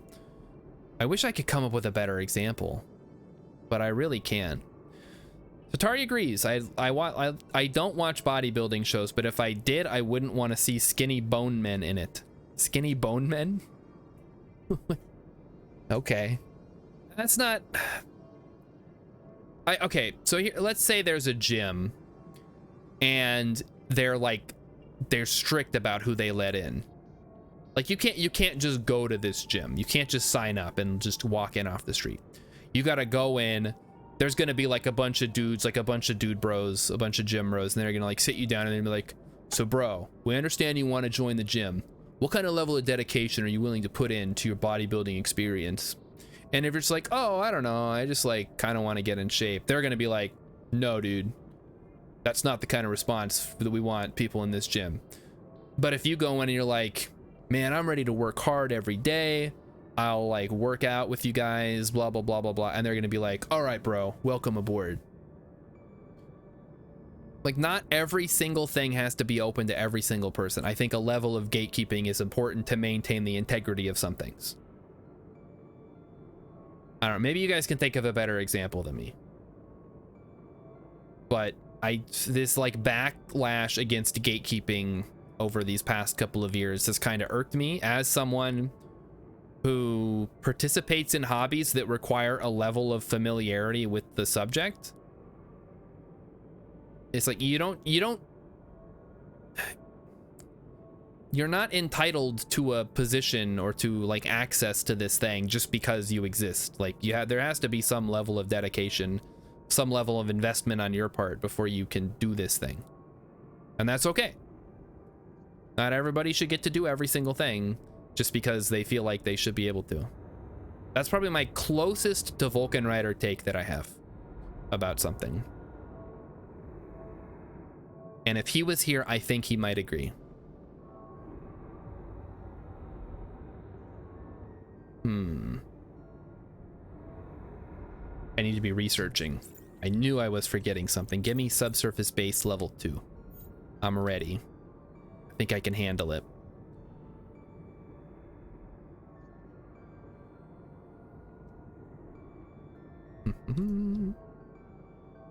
I kind of want to go to that gym now with the dude bros. They seem like really cool guys. They might not even let me in and I'd still be cool with it. Although I would really like to, you know, have a place I can go to where people push me to exceed. I think that's the problem that I have at the moment as far as being in shape goes. When I was in the army, like, I had to go do this thing or I get yelled at and get in trouble. Now it's like, oh, well, if I don't work out, like, I'm only beholden to myself. They wouldn't let me in. Exactly. And that's fine, because that's not a place for me. I can go to the Planet Fitness next door. They follow my don't rule. They do, yeah. I've been sucking on the don't rule. It's been real bad. I don't know. I see a cookie and I'm like, I could not eat the cookie, or I could eat the cookie because the cookie would taste really good. And I don't know. They need to invent some kind of, I don't want to say brain chip because that sounds too dystopian. Some way to trick your body into not thinking unhealthy foods taste as good as they do. Because you know how they what do they do? They put like bittering agents in things that they don't want kids to drink that would otherwise taste really good, but they're poisonous. Just change your taste buds, forehead. Duh. Hey Hex, how's it going? We're playing a new game today called Aquatico. We're building an underwater city, underwater, beneath the waves, at the bottom of the sea, etc., etc. Satari needs that so bad. Exactly. It's like, just find a way to trick your body into not doing things that are bad for it. Why is this so hard? I don't know. I think maybe, and this I don't know if this is a modern day problem or if this is like an ongoing problem with humanity. I think we need a peer group that pushes us to do better. So in the example, I'm gonna go back to the Dude Bros because oh my gosh, Urban's here. He's here. It's scuba time. It is scuba time. I told Urban today I was gonna play Alpha Centauri tonight.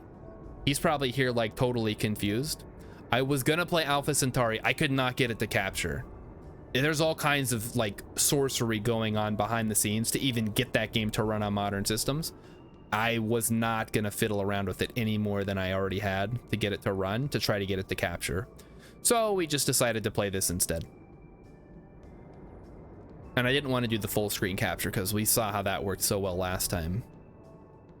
So I'm gonna try to figure that out this weekend because I really want to play.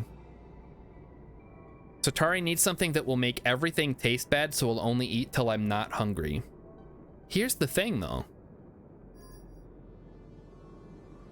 If everything tasted bad, you wouldn't eat even if you were hungry. Or maybe you would, I don't know. I don't know you specifically. Gatherer's proximity. Energy production. I think we're just gonna go house 2 here. We're just gonna keep going down the line. So we're playing Aquatico tonight, Urban. It's a underwater city builder. You might actually enjoy it. I don't know how many city builders you play, but it's really cool. Like, it's definitely got atmosphere to spare. You can see the heated water and the bubbles coming off of some of these things.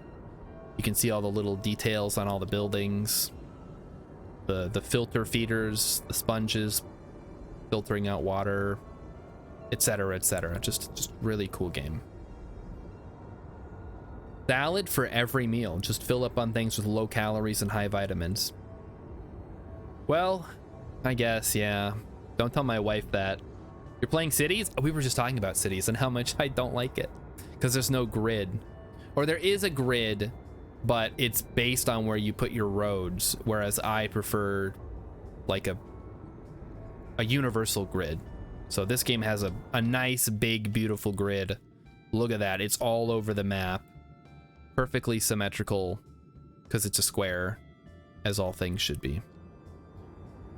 But I definitely do appreciate the artistic stuff that Cities opens up. Star Shard. Made some adjustments to the logo. Wanna see? Boy, do I ever. Also, when you say you're a little dude, you mean like Superman flying or just Fate? Yeah, like Superman. That's actually one of the things I want to talk about this weekend, because I had originally...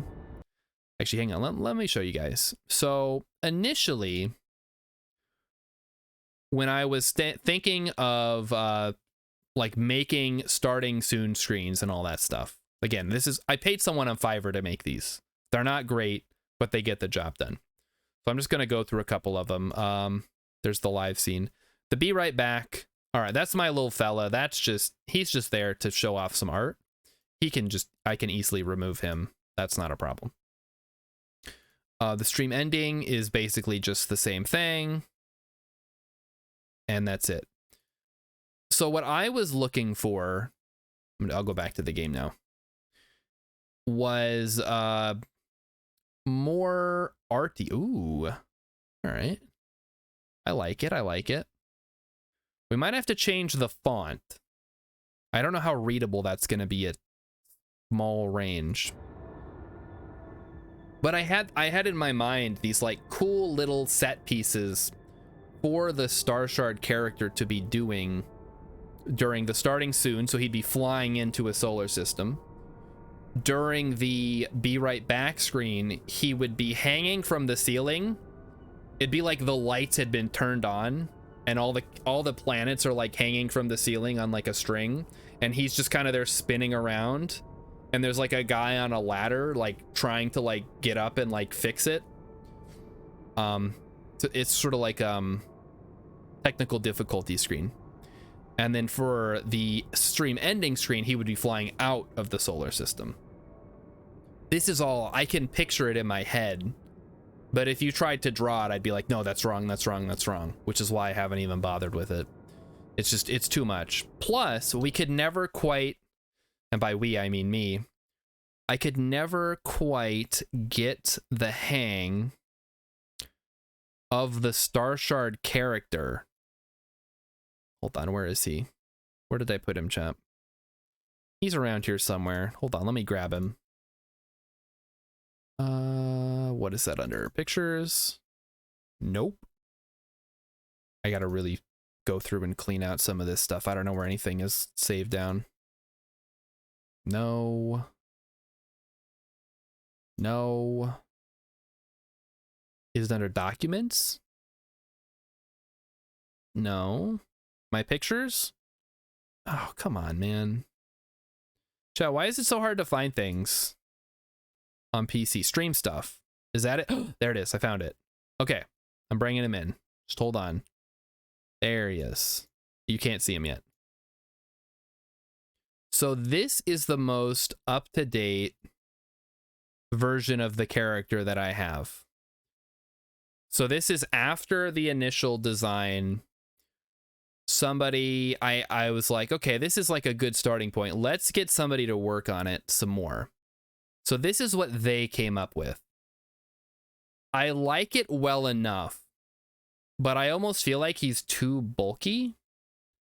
And I don't know, like, I don't know. I feel like I'm at a dead end for this design, you know?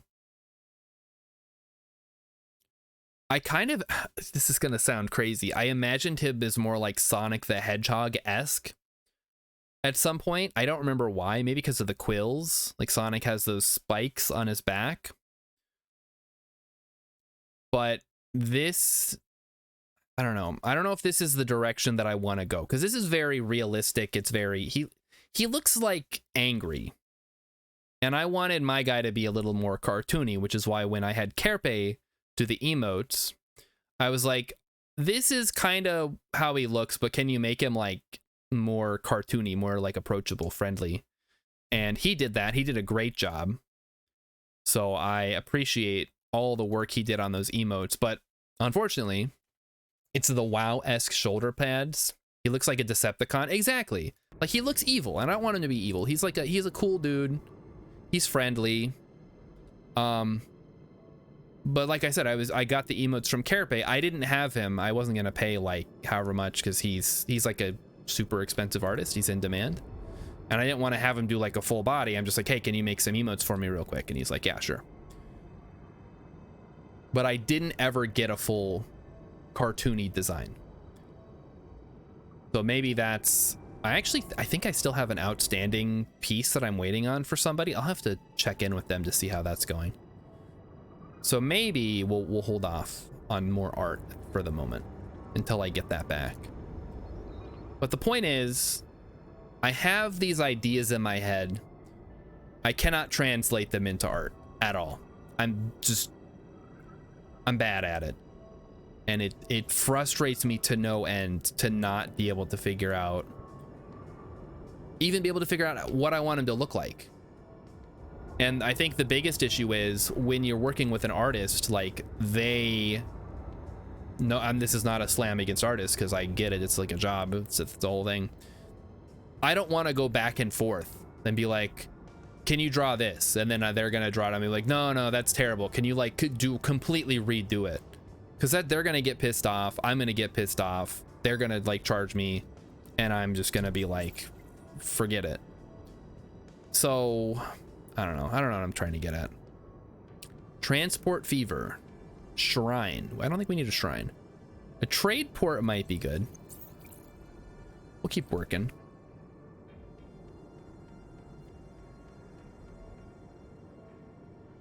I wish I knew somebody locally that I could like sit down with and kind of like do like a quick sketch with my limited artistic ability and then have them kind of like improve it. Like that guy who redraws drawings from kids and makes them look awesome. Atari says, if you want to set up time to talk, I'll go over some design thoughts. Oh, well, there you go. That's probably the next best thing. Then sure. Like I said, I'll be DMing you this weekend with some more information. Because apparently I got to spend this weekend improving the stream for the year. So that's going to be my job.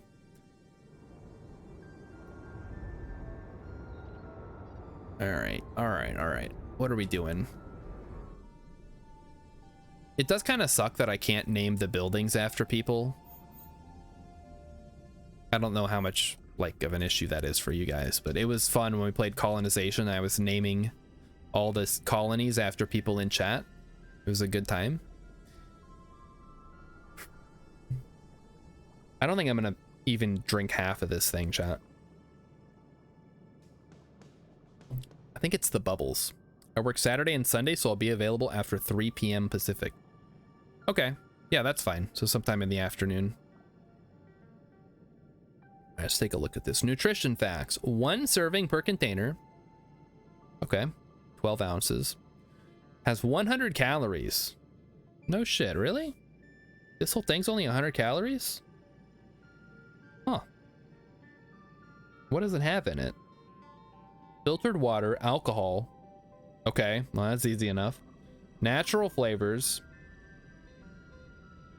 Contains less than 2% of citric acid, blah, blah, blah, blah, blah. So it's just water and alcohol and like natural flavors.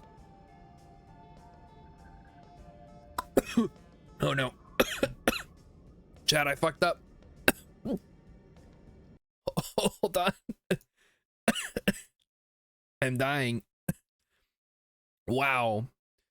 That that went absolutely completely down the wrong side of my throat. That was not good. Hold on. Let me just. Okay, I'm back. I'm good. I'm still alive. Maybe I should stop drinking this. That I think I just about drowned myself in seltzer. That's like a slice of bread. 100 calories? Is that a lot? Maybe it is. Maybe that's why I'm so fat, because I think 100 calories isn't very much. Like what? It's just 100 calories. Like I can have like 10 of these. That's like half my daily recommended value of calories. Of course, that's already on top of all the other calories I had today. Including, but not limited to, 2 double cheeseburgers from McDonald's. A bowl of cereal. A cookie. Some fruit snacks. A bunch of crackers with cheese and summer sausage. Jeez, I ate so much today. What the heck? Do I need... Emmy kids, you don't need to take it away. You're fine. Unless you want to drink it, in which case, yeah, go ahead. Oh, we stopped researching again. Okay, next up, drone contribution. Yeah, give me that. Let's get those drones paying their fair share.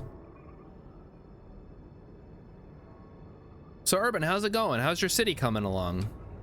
Are you, citying it up? Not loads, but it's easy to have a few and it counts up. That's like 2 days of meals. Well, yeah, well, look at me, all right? Come on. I'm trying not to eat that much, but it's like I get hungry and then I'm bored. It's like the ultimate adult problem. Look, my parents gave me a lot of Kool-Aid when I was a kid. I have a problem.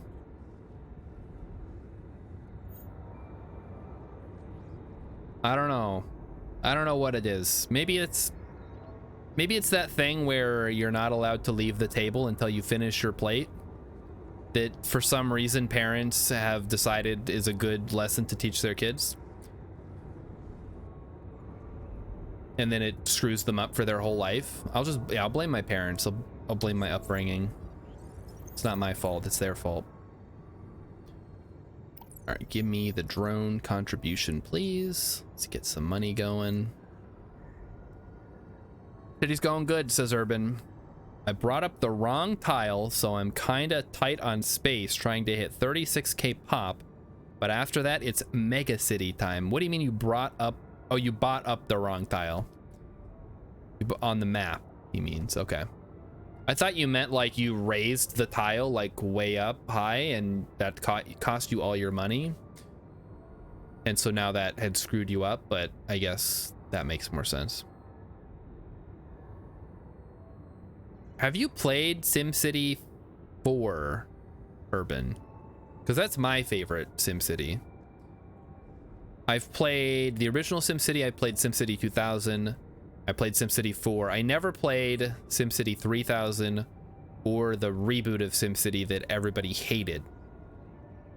And then eventually shut down because EA, much like Wizards of the Coast, has decided they're in their greedy period. Okay, we finished research on the iron mine. Let's go to the tool factory. And let's find a nice spot to plop down an iron mine. How about right here?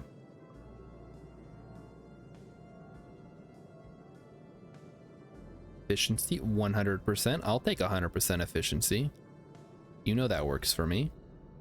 You guys know how I feel about efficiency. Where is the power? The pipes.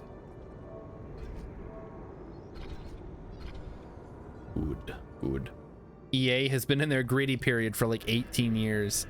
Yeah, you know, you guys know that EA used to actually be like a small publisher that made games or like published games and wasn't a jerk about it.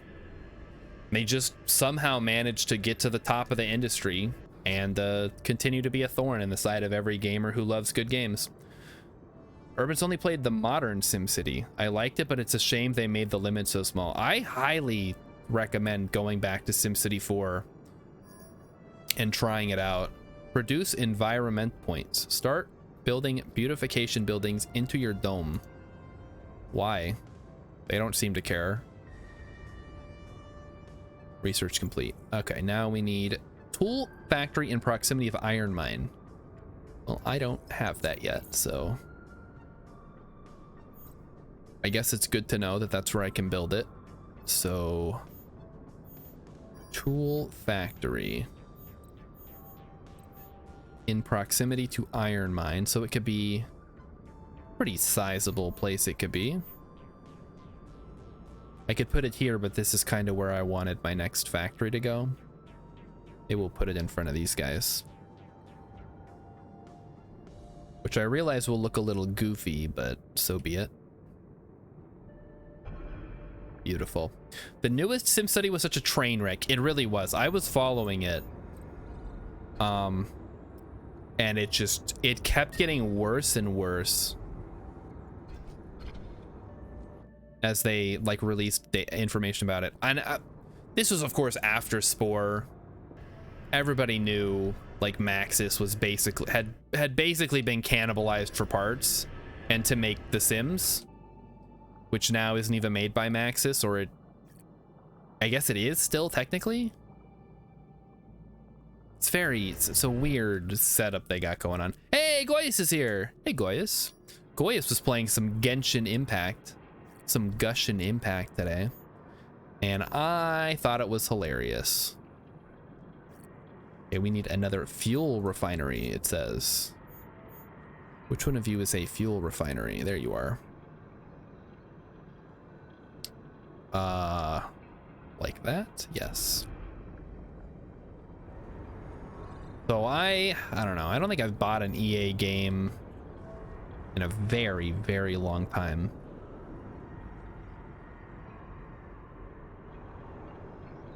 And that sucks, because they made some really good games back in the day. and it would be nice if they could go back to making good games instead of ruining all of my favorite old games.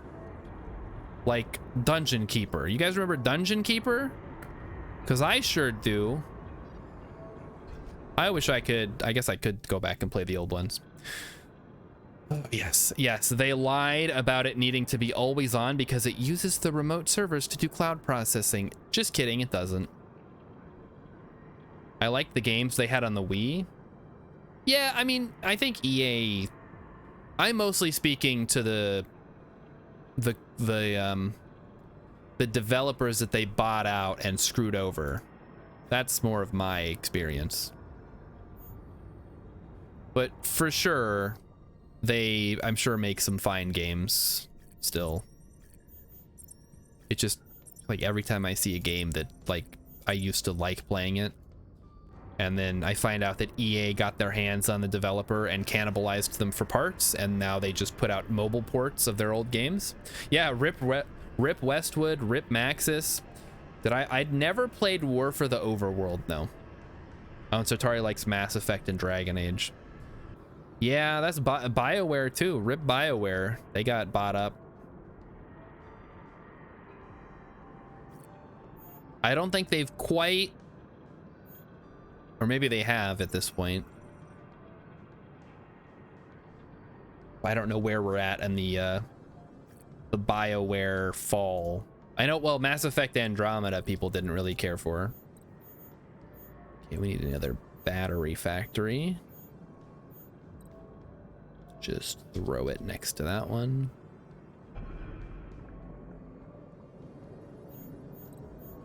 Did I just bring up the big list of studios that EA has killed over the years, so we can our daily dose of depression? Sure, I can do that. List of companies EA has killed. It's the first Google result. Studios EA has killed, a history. I just want a picture. All right. Come on. Lest we forget the EA cemetery. Here we go. There it is. That's the picture that I wanted. It's like I remember a very specific picture that I wanted to share. So here it is. We've got Bullfrog in the back with Dungeon Keeper, Ultima, Wing Commander, Syndicate. I don't know what that is. Maxis, Black Box, Origin, which is where I believe they get their what is their launcher from? Phenomic, Salt Lake EA, something. Mythic, beloved for Dark Age of Camelot. Visceral, remembered for Dead Space. Westwood, beloved for Command and Conquer, Tiberian Sun, and Red Alert, and etc., etc. Pandemic, loved for how can they put the little, maybe I should have I should open it up so it's not just videos. You guys can submit hilarious images too. Star Wars Battlefront, The Saboteurs, Mercenaries, oh man, and Danger Close, who made Medal of Honor. Yep, just throw them in the EA cemetery where they can forever be remembered for all the great games that they once made at some point. Andromeda is one of those games I feel like it got a bad rep. It was a game made by a separate studio that only had made FPS games on an engine made for FPS games, and I think they did a pretty good job. If it had been a game without the Mass Effect branding, I think it would have done well. I disagree. I think the only reason it did as well as it did was because it had the Mass Effect branding. But, you know, we can't really have a control group for these things, so it's all speculation on both of our parts. We're doing on tools. Gotta have the right tool for the job. Also, whoa, we need to have enough money for the job too. What the heck? We're out of fundage? Headquarters, send me more money. I'm running low.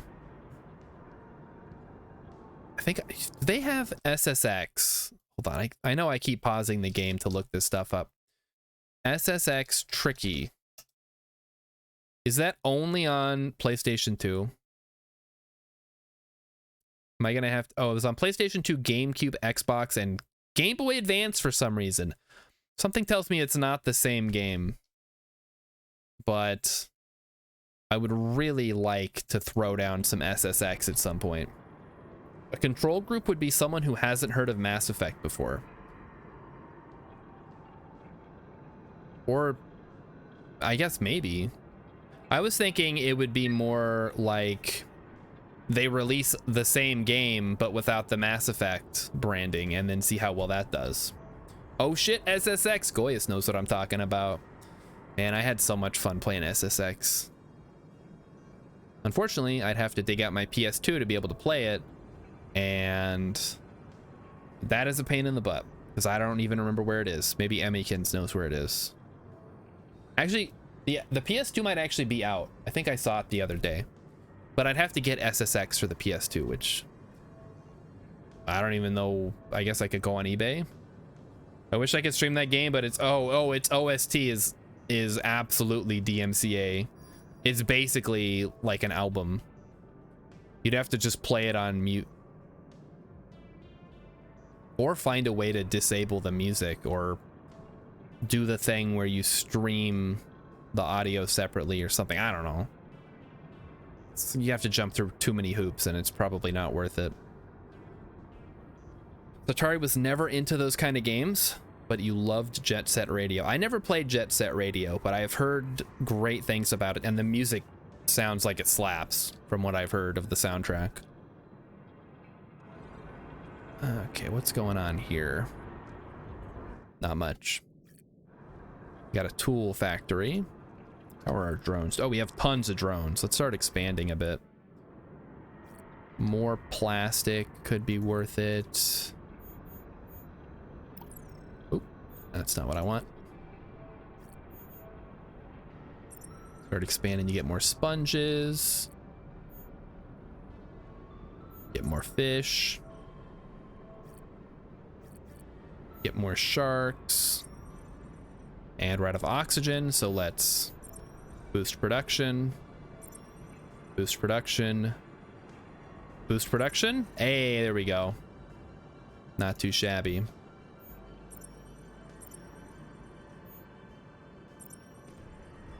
All right, start cranking them out. Jet Set. Urban knows about Jet Set. I also Tony Hawk I played a lot of. I don't think I ever owned. No, that's not true. I had Tony Hawk's Underground. I think that was that and Tony Hawk's Underground 2 were the two that I actually owned. But I never had the original Tony Hawk games. Feel like I'm slowly building Rapture. Rapture, yeah, maybe. I never played BioShock, so I don't know what it looks like specifically. I feel like it had a lot more domes and sort of like tubes connecting different structures. Goyaslet brother liked Tony Hawk Underground. It was a good time. I know people shit on it because of the open world or whatever, but I had a fun time playing it. It took what the first 4 games had gotten right, or the first 3 games, and like improved upon them, gave you bigger maps, introduced like a story mode, which was pretty cool, and then just let you skate. I wish the Tony Hawk Superman song wasn't DMCA'd. Well, it's not from Tony Hawk. I mean, it is in Tony Hawk, but it's from what, Real Big Fish? It's one of the ska bands. That's on my shower playlist, actually, because you guys know the only time I listen to music is when I'm taking a shower, because what else am I gonna do? What does this need? What's going on? It's empty.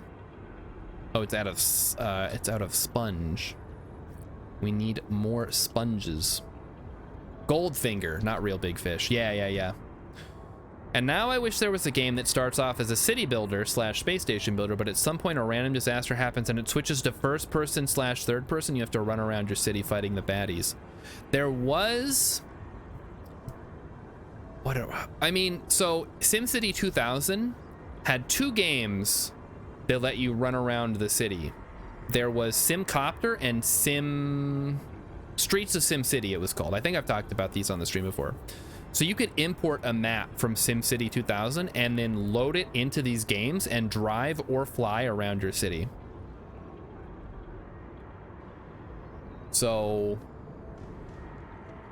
I mean, I'd hate to say go back to the 90s, but that's where all the good games were being made. Or who remembers Command and Conquer Renegade, the game where it's a real-time strategy game, but also a first-person shooter at the same time.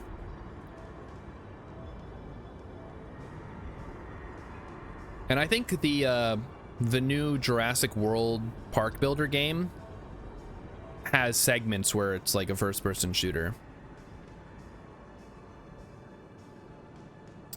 I enjoyed Renegade too, Sartari. I was like, dude, this is the future of gaming. It's like 2 games in 1. And then it never happened again. So thanks, I guess. Oh, Hex is recommending a game called Savage. I guess it did happen again. I just never heard of it because it's not Command and Conquer. Let's dig up some sponges there. Get those out of the way. Start making some room, clearing some space, doing some research, do the furniture factory, I guess. And our next goal is to get to the expedition house so we can start sending out expeditions a la Frostpunk. Yeah, Urban, it's just you can drive the jeeps or fly the helicopters around and shoot the dinosaurs. Or dart them, whatever, tranquilize them. Which is not exactly the same, but it's closer than nothing. SimCity 4 also had bits where you could drive around the city to like do missions, but it was still in the top-down view. And also there was always traffic in those cities. It sucked. Or take photos, sure. I think did I stream that game at one point? I feel like I did. I think I did like 1 stream of it when I first got it, because I'm like, well, I just got this game, let's stream it or something. But maybe I didn't, and that's a memory that I've now fabricated in my head. I dreamed about streaming it. I liked it, but it needs to be a little closer to Planet Coaster. Closer how, Urban? Because I have the same problem with Planet Coaster that I do with City Skylines, which is that it's too freeform. City Builder that turns into Burnout Paradise would be interesting enough too. So you're saying it's a city builder where you make a city, but then now it's a racing game? That's just a racing game with a level creator, basically. Which I suppose probably doesn't exist. To increase stock space. Oh, we need to get a depot. All right, hold on. Let's build a depot. 1 depot, please. Thank you so much for coming to my depot. We'll just plop that down over here, I guess, or maybe a little closer to here. I don't know.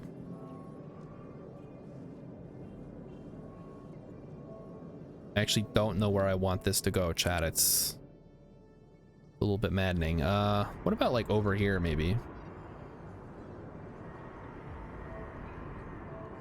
No, that's not gonna work. Okay. That closes off that area, though. What about right here? This seems like a good enough spot. Something like that. And then that gives us access to the tool factory and the iron mine. I just need someone to invent an AI that makes and adjusts games as you play them. Somebody's working on that, I'm sure. Have you considered, Sartari, playing a tabletop role-playing game? Because that's kind of what that is, except you have to use your imagination.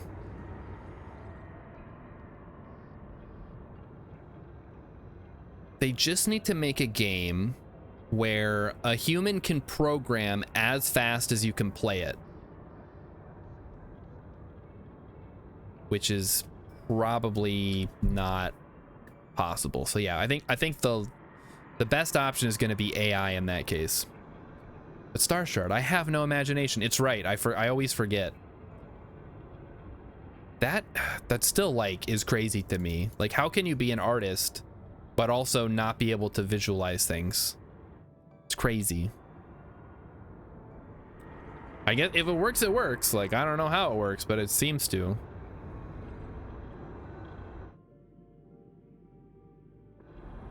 I guess, like, I can't imagine what the city's gonna look like when it's done, but I can add piece by piece. Shapes! Use shapes. All right, well, like I said, if it works, it works. And it seems to work. Security buildings. We're not quite at the point where we need torpedo platforms to fight off roving bands of pirates yet, but apparently that does come later. You forgot the for life finds a way. Life finds a way. It does. Thank you, Mr. Ian Malcolm from Jurassic Park 1, played by Jeff Goldblum, who was also in another movie that I'm sure somebody saw. Plastic and iron. We need more iron. Can we expand this? Yes, we can. Good. Research complete. Take me to engineer income tax so I can have more money. Awesome.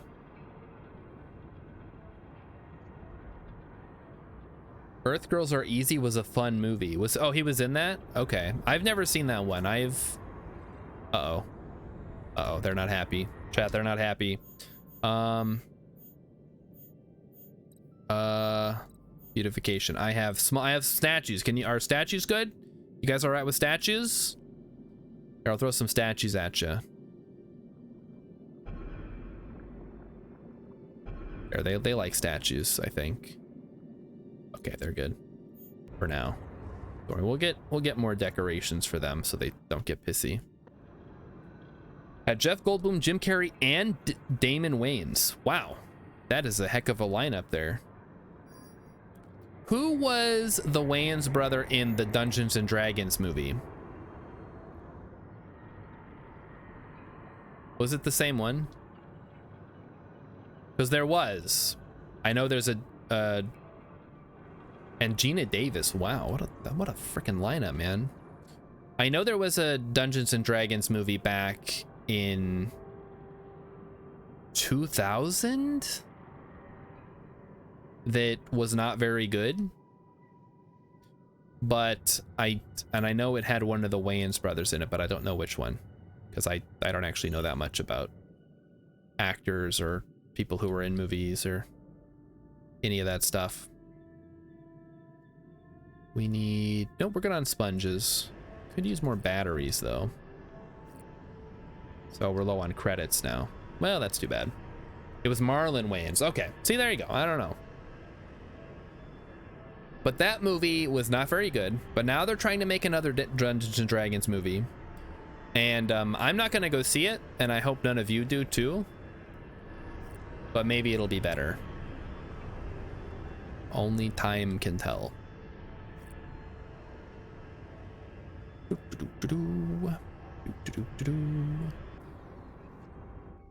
Just building a beautiful underwater city with blackjack and hookers. I'm surprised, because this seems like something Elon Musk would do, because he's always going on about this stupid Mars colony crap that he doesn't actually do anything with. Why hasn't he tried building an underwater city where he can just live with all his like billionaire pals, and and he can like not pay taxes and have like gambling and stuff? Yeah, that's a whale. Whoa, check it out, chat. It's a whale. We're having a whale of a time. Research completed. Nice. What amazes me is that as bad as the first one was, they still made 2 more. Wait a minute, hold on. They made 2 more what? They made 2 more Dungeons and Dragons movies? That can't possibly be true. Chunky, if you're listening, I need you to Google the Dungeons and Dragons movie.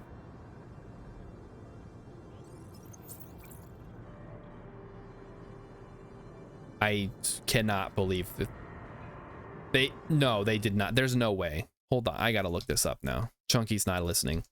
Dungeons and Dragons movie. Not the new one. The one from the 2000. From 2000. Okay, Dungeons and Dragons it's a film series.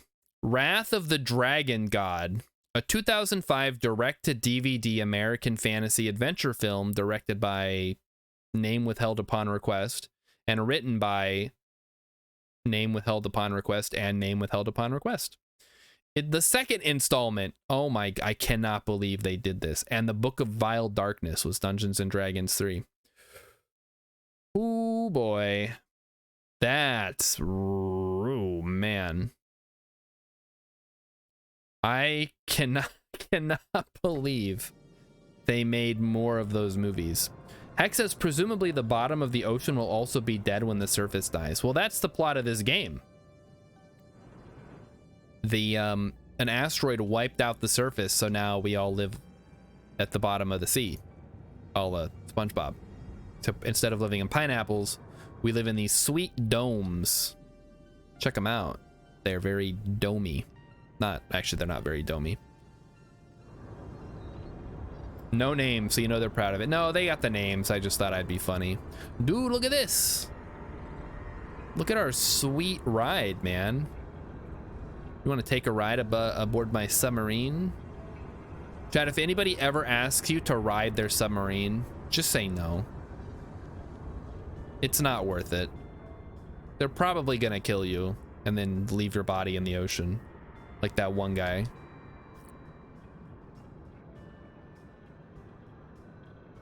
What is going on with the tools here?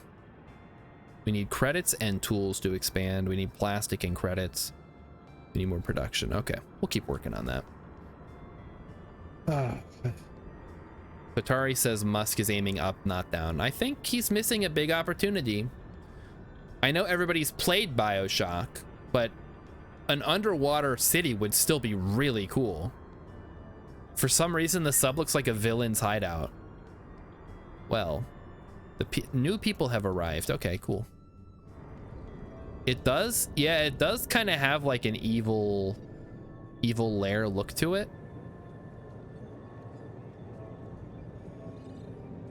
Not bad. I mean, it looks pretty cool. It's more of like an underwater barge. It's got that flat front that it loads stuff on. And then it apparently has some kind of UFO tractor beam to send everything down. That's kind of cool. All right, let's get some more houses built because more people are going to start showing up any minute now. One, two. There we go. Villains always have the cool looking tech. That reminded me when you said a villain hideout, it made me think of another awesome game from the 2000s called Evil Genius. So this is the same friend who got me into Spore. Emmykins, if you're listening, I need you to remind me what the name of the kid was who told me about all these games. You're gonna know him. You're gonna know his name because she remembers everything from high school. I don't. Evil Genius was amazing. That's right. See, Sartari knows. All these awesome games. The best games, I'm convinced, have already been made. I just have to find them. The new one is still good. I haven't played the new one. I think I had it on my wish list and then it had like mixed reviews, so I'm like, hold off. But maybe it's worth a revisit. Maybe it's gotten better. Evil Genius 2, it didn't just come out. It came out last year, didn't it? Let me check Steam. Evil Genius 2 World Domination. It's still $40. It came out 2021, so it came out, I guess, like a year and a half, 2 years ago, somewhere around there. But it had been in development hell for years. He was black and very nerdy.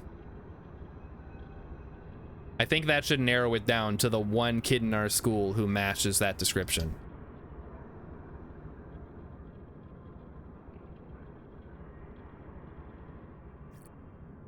But yeah, so this is the guy who got me into Spore. Evil Genius, Deus Ex. He was like a walking, talking Eugene. Okay, I knew it was something nerdy like that. I couldn't remember though. So Eugene, my buddy Eugene in high school, he was like a walking, talking PC Master Race type character. This was years before PC Master Race was even like a meme. He was like tapped into the zeitgeist though at the time, so he knew all the internet memes. He knew all the hottest PC games that were coming out and that were already out. He convinced me to like switch from console gaming to PC, which I then did. So he's responsible for a lot, and I've never seen him since. What a horrible world this is. You can spend however many years of your life. It wasn't that many because I only went to that school for 3 years, and I don't think I met him until maybe junior year. So maybe 2 years at the most. Spend 2 years of your life with someone and then never see them again. But thank you, Emmykins, for remembering all this stuff for me. Because God knows I can't remember it. You know, I bet if I asked about anybody from high school, she would know. It's crazy. Unfortunately, I don't think I know anybody else that I could give a good enough description of. What are you guys just standing around looking at these statues for? Do you have work to do? No, I guess they don't. Because I haven't built I haven't actually given them jobs. We only have 3 jobs available. So 7 of them are going to be idle, I guess. Because most of the work is done by drones.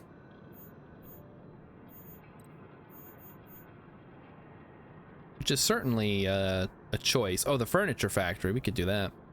An industrial facility dedicated to the production of high-quality furnishings. Basic good. All right, Mr. Basic Good. We don't have enough tools for that, though. So we're not going to do it. Did I unlock restaurants, public buildings? No, I haven't unlocked anything yet.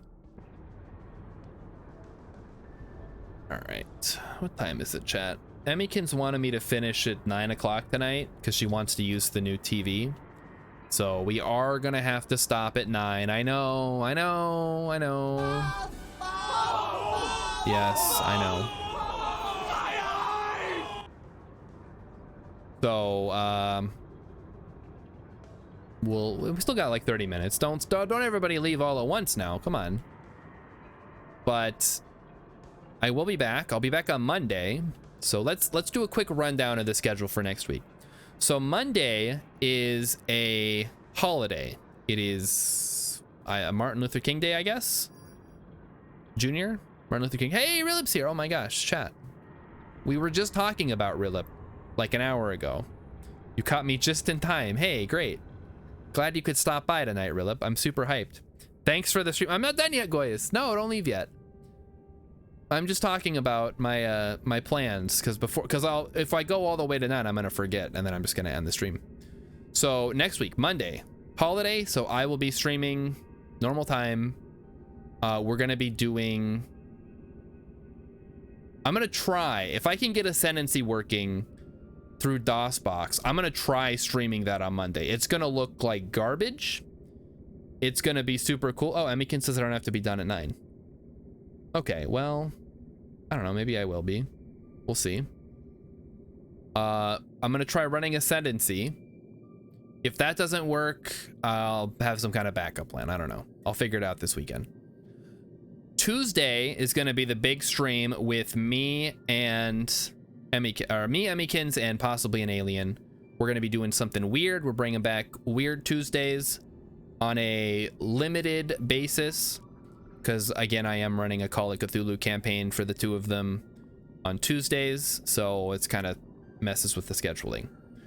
Wednesday, I guess I gotta like get back to Kerbal Space Program at some point. So Wednesday we'll be back with KSP, and Friday is still up in the air. So that's the tentative schedule for next week. She just wants me to not go super late, I guess. Rilip got the Ice King hat today. Ooh, hats.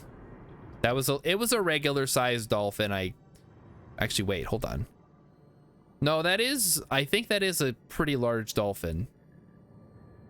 Thought it was maybe just the perspective, but no, that is massive. I don't know how big a dolphin is in real life though, so I guess who am I to judge? Because here's a human-sized door blocked by a giant sea sponge.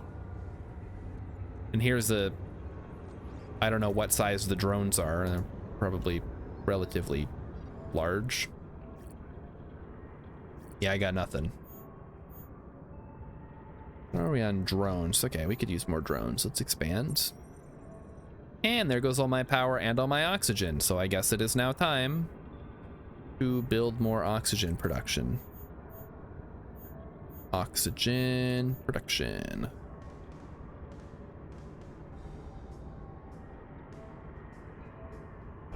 Okay, we need a pipe. Put that in your pipe and smoke it, chat. And then this was 1, 2, 3, and then go 1, 2, 3, 4, like so. There we go. Philip just got back from family dinner night. My mom wanted to do a murder mystery game. Was it fun? That sounds kind of embarrassing. Dolphins are about the same length and width as a human. Okay, then that was an exceedingly large dolphin. And it's not. The drones don't need oxygen. It's the problem is I'm low on power. Oh my gosh, Emmykins just subscribed. Happy Friday the 13th, she says. Thank you, Emmykins, for being a 14-month in a row subscriber. That's awesome. Let that be a lesson to the rest of you. You too could have been a 14th month subscriber if you had known about this stream for 14 months and were willing to give Jeff Bezos $2.50 a month for the privilege of using the emotes and not getting pre-rolls, I guess. Either way. Rilip was playing with a 16-year-old and my mother, so I was the only one who got it right. Yeah, every time I try to play board games with my family, it's like, let's play Monopoly, I guess, until I taught them about another board game that I think now that's their go-to game, which is almost just as bad. Like playing the same game over and over is, I don't know. I'd much rather have like a variety of board games to switch between. Damn, that 14 months has flown by. It really has. And I mean, I stream what, like 3 times a week, sometimes 4. So that's a lot of streams. That's a lot of content that I have created that just, I don't know. It's kind of impressive when you think about all the time that you actually have and how you waste most of it. Maybe that's not something worth thinking about. I probably shouldn't, you know, associate you guys watching my stream with wasting time. That's bad for business. All right. Optimize. We got to start optimizing anything that uses power because we have a lot of things that use power. All right, who else is using power? You're not using power. You are not. Oh, you are using power. I think we just need to build another set of turbines at this point. Where are my turbines? 1 turbine, please.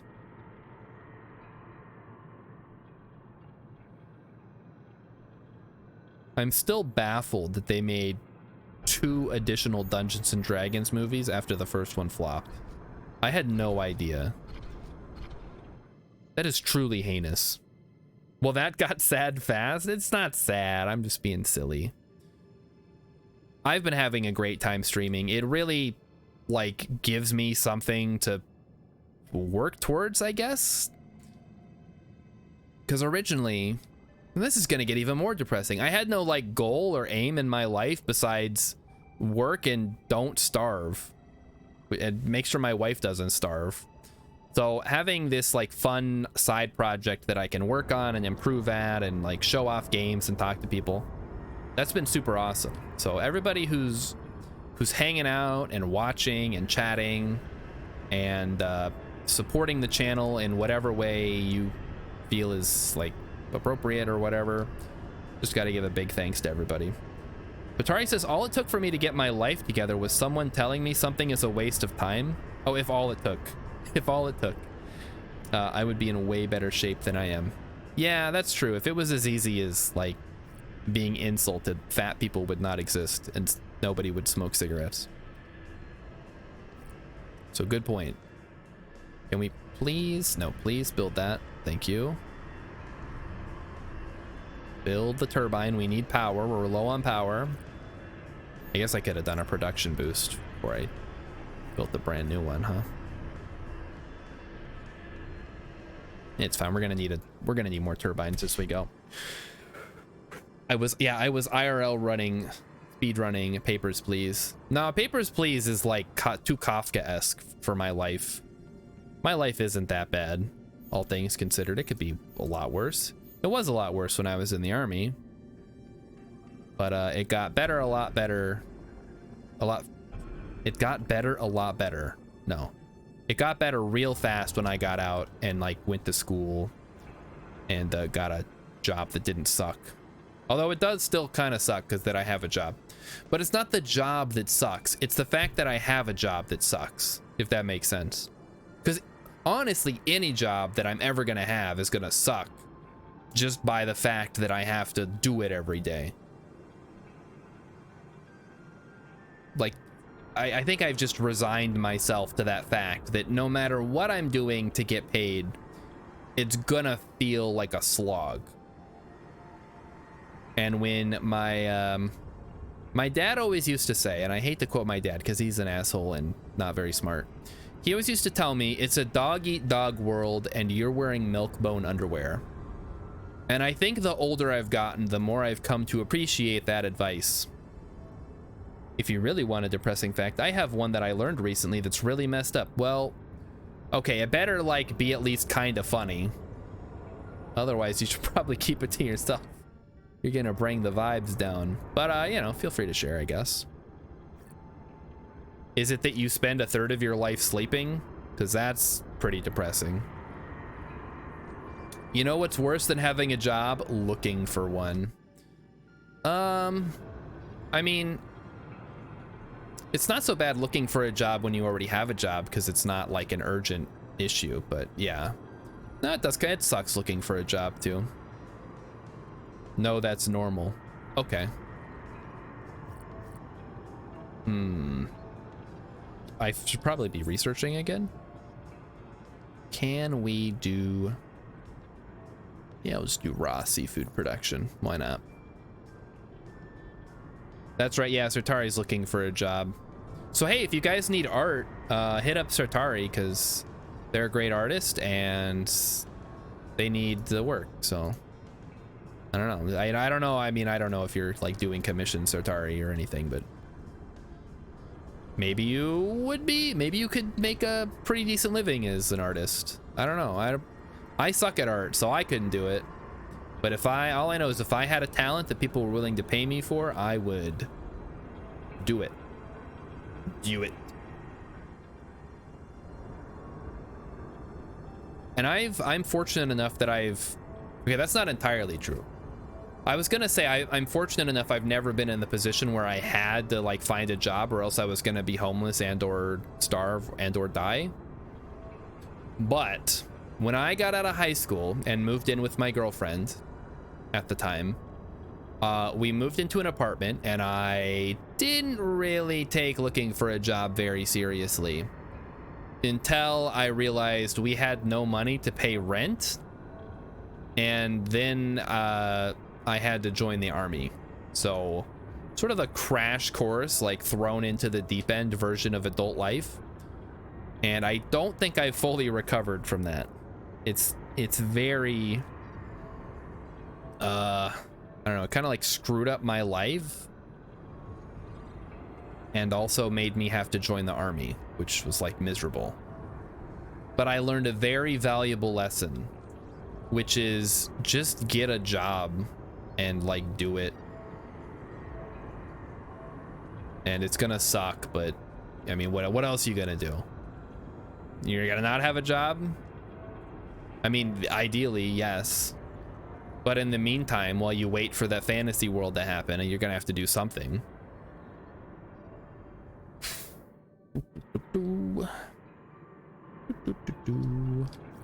Also vote for universal basic income, because that would be rad. The very valuable lesson, says Rilip, is don't get to the point where you have to join the army.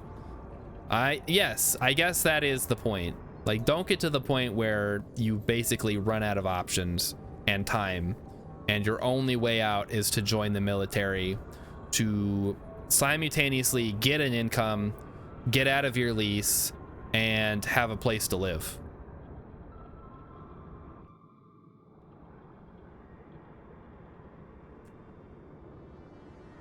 Alternatively, your parents can be rich. You just be born rich, and then you don't have to worry about any of that stuff. Sort of a, maybe that's my financial advice. Free financial advice for tonight on Friday the 13th. Just be born rich, and then you never have to worry about a thing in your life. Seafood budgeting, gatherers prosperity. Gatherers gain 10% bonus.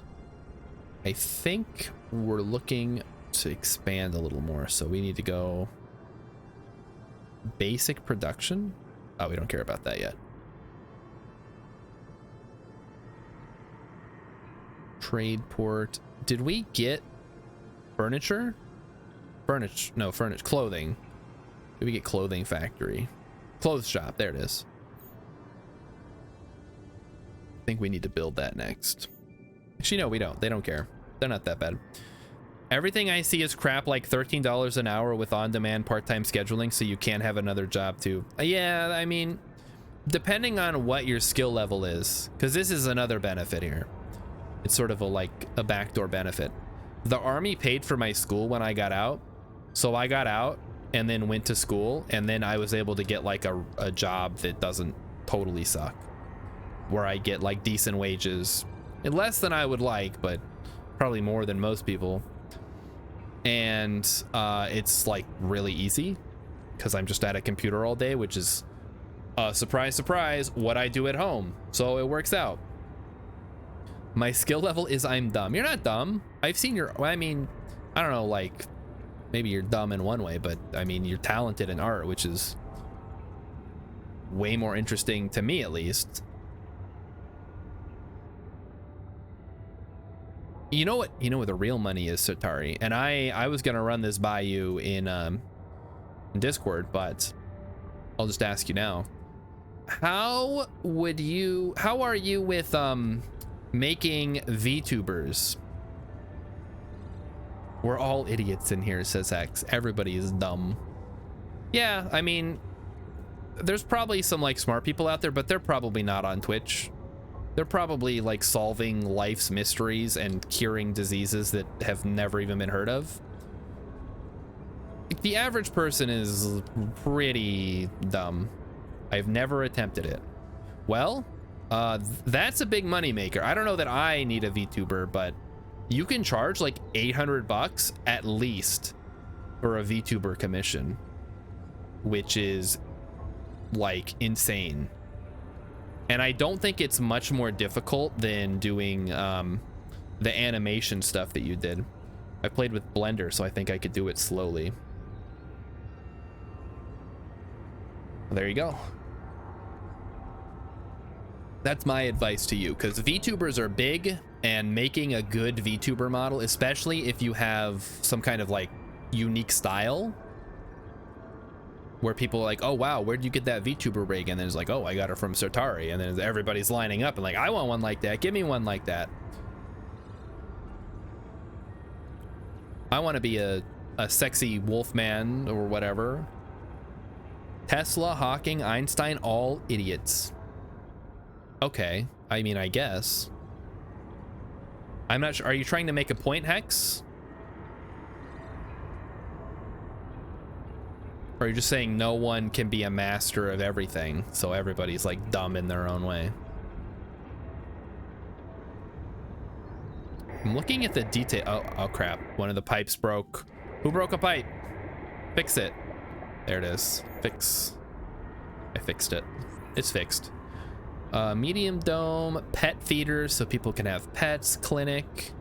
Okay, next thing we're going for is the expedition house. Oh, also, I got that new thing. I didn't implement it. Engineer income tax. People start paying. Don't talk yourself down for being an idiot. You're just the same as everyone else. Okay. How far underwater is this? Far enough. I don't think it specifies. I think it depends on what map you're on. But it's not super far because there's sea life down here. There's dolphins and shit. And they don't go very deep. Not like sperm whales.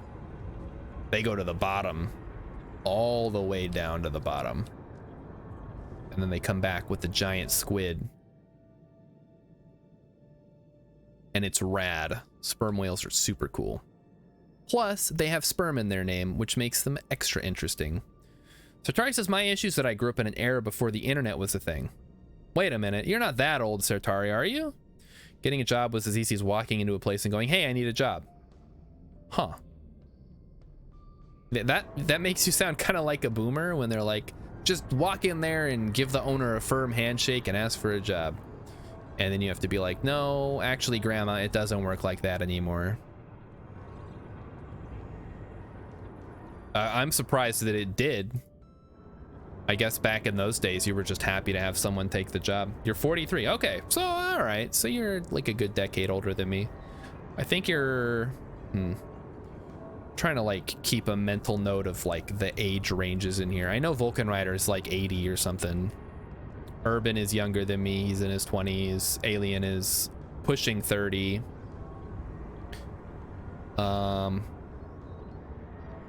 I am approximately the same age as Taylor Swift and Northern Lion. Those are my benchmarks for success, which is extremely disappointing. This man's about to get my age wrong. I'm gonna have to murder him. Yeah, Rilip is like 50 something. He's got like 2 kids and like a grandkid, and he was just talking about how he was gonna retire soon, go work at Walmart as a greeter. Urban's had a lot more success since I started calling and asking rather than just applying. You know what? I actually did too. I applied online, but I wasn't quite clear about where to send an email for like a resume. So I actually called the company that I now work for and like got a hold of somebody. And I'm wondering how much that affected their decision to go with me at the end of the day, because I don't even know how many people applied, but I got in because I'm awesome at my job, first of all, and because they really needed somebody. And it just so happens that I'm a master of Excel, and that's exactly what they needed, even though I didn't technically have a degree in accounting. When I think of all the awesome things that I've put together from scratch over the years, it would boggle your mind, chat. Rilip's gonna make me eat a barf bean. Rilip, if you got the points, you can make me eat the bean. I know you're not that old. I'm just giving you the business. You're fine. You will survive being misaged. Not old enough to be a boomer, but too old to be a Gen X. I don't think that's true, because I'm 33 and I'm a millennial. The only thing above me is Gen X and boomer, and then whatever, like old, even older than that. So you have to be one or the other. I think you have to be Gen X at 43, because I have a coworker who's about your age and he's Gen X, and I always give him shit for being old. But you don't act old, which is why I was like thrown off. He acts very old. The one thing I have going for me is I've lived through the entirety of the tech evolution. That's extremely useful. One thing I've noticed is there's like this bell curve of like people who are too old to understand technology and people who are too young to have interacted with anything that's not like an iPhone. And there's like this great big old section of people who like grew up with computers enough that you know how to use them, and you can like actually interact with them, like real computers, not just like a tablet. And then older people are going to be like, oh, I just don't get it, I grew up with a typewriter. And younger people are going to be like, so, and I don't want to like throw all young people under the bus, but I definitely know some specifically who have no idea how to like type properly or like do any kind of command stuff. It's all just like tap, tap, tap. Your coworker, he wishes he was 43. Yeah, no, he's I don't know how old he is. Emmykins might know. I don't keep track of everybody's age. Urban's got a few K. You need 10K. This is not a community challenge. You have to have 10K on your own. It can't just be giving out free points. I guess we could, maybe we could do a wealth transfer via a Gamba. I could put together a prediction. Will Starshard eat a bean? Yes or no? The answer is probably not. And Sartari is mentally immature. I mean, I don't get that just from looking at your chats. I guess I don't know you in person. Maybe you are. I'm certainly, compared to other people my age, I would consider myself pretty immature, but that's by choice because I don't want to have kids, and having a kid ages you like 20 years. Rip says, we did that at Matt Comart stream one time when the mod got the prediction wrong. Ooh. Well, fortunately, Emmykins doesn't know how to do predictions, so the only person who can get a prediction wrong here is me, and I would never do that. Just like communism, it got exploited.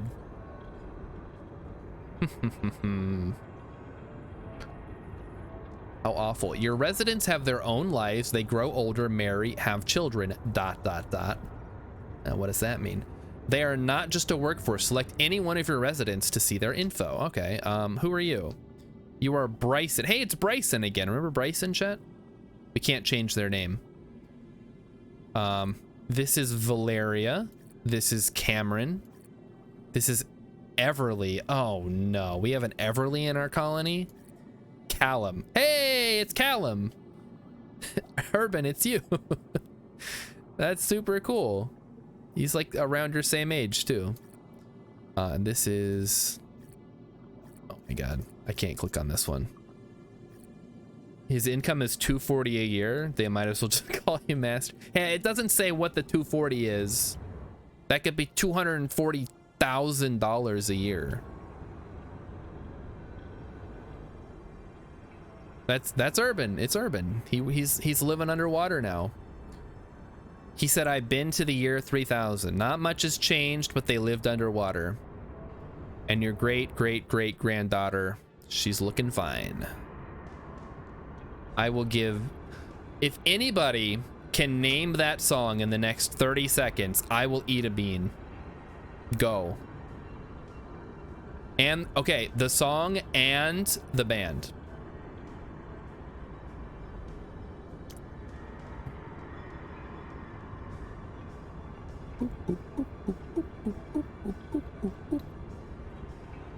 Realip's got nothing. What song? Oh, if you weren't listening and you don't get the bean, I will tell you in a second. If the commute isn't too bad, hey, listen. As much as I'd hate to say, like, convince Elon Musk to do something, I think an underwater city is pretty on brand for him. Here's James. He's 23. He's an engineer. Busted year 3000. All right, Urban got it. I'll eat a bean. I'm not going to give you guys the decision if there's two, though. So hold on. Take me to the bean camera. Everyone wants to see me eat a bean. That song is amazing. Did you Google it? Urban, I'll eat the bean if you Googled it, but I want to know if you had to Google it. So this is, what is this? I think this is stink bug or toasted marshmallow. I hope it's toasted marshmallow.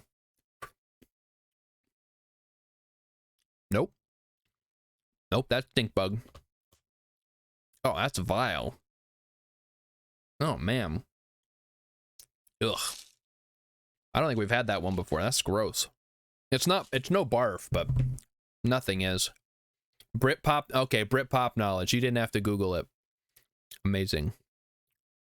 I'm impressed, Urban. That's one of, I don't want to say that's one of my favorite songs,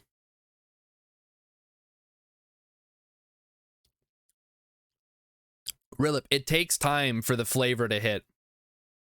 So yeah, I had a straight face until it actually, like, when the little flavor molecules start doing their thing. Otherwise, it just tastes like a jelly bean until the nasty part hits. And when it hits, especially the barf one. Urban Venture loved Busted and McFly. I don't know about McFly other than the character from Back to the Future. But yeah, I only know that one song from Busted. I don't even remember where I heard it.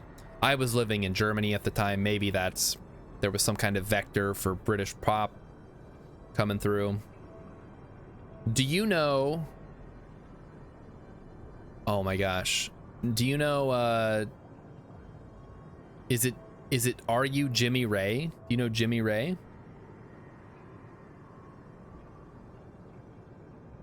What about S Club 7? Everybody knows S Club 7. That's a stupid question. Who's the other one I'm thinking of? Like, just weird British pop acts. I can't think of any. My musical knowledge is way too limited. Look at these big old jellyfish. Yeah, those look delicious. You know that jellyfish are actually made of jelly and you can just eat it? All my knowledge of marine life I learned from SpongeBob. Although even in SpongeBob, they're not made of jelly, they excrete jelly. If you sang that Busted one over here, most millennials would be able to join in. It was huge. Okay, all right, good. They did a remake. Who did a remake of that song that sucked? They changed some of the lyrics so it was less offensive. The Jonas Brothers. Yeah. Yep. It was those damn Jonas Brothers. They stole year 3000 from Busted. And it was, how many years later was it? Who wrote year 3000?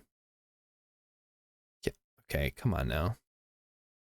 I just want to know what year this, forget it. It didn't come out in the year 3000. Don't lie to me, Google. McBusted? Is that what I said?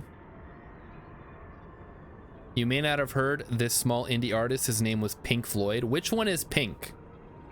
Which one of them is Pink Floyd? Was Pink in Pink Floyd? What is that? What is the exclamation mark disclaimer for? Should I make a disclaimer for the chat? Sotari, maybe you have a funny idea.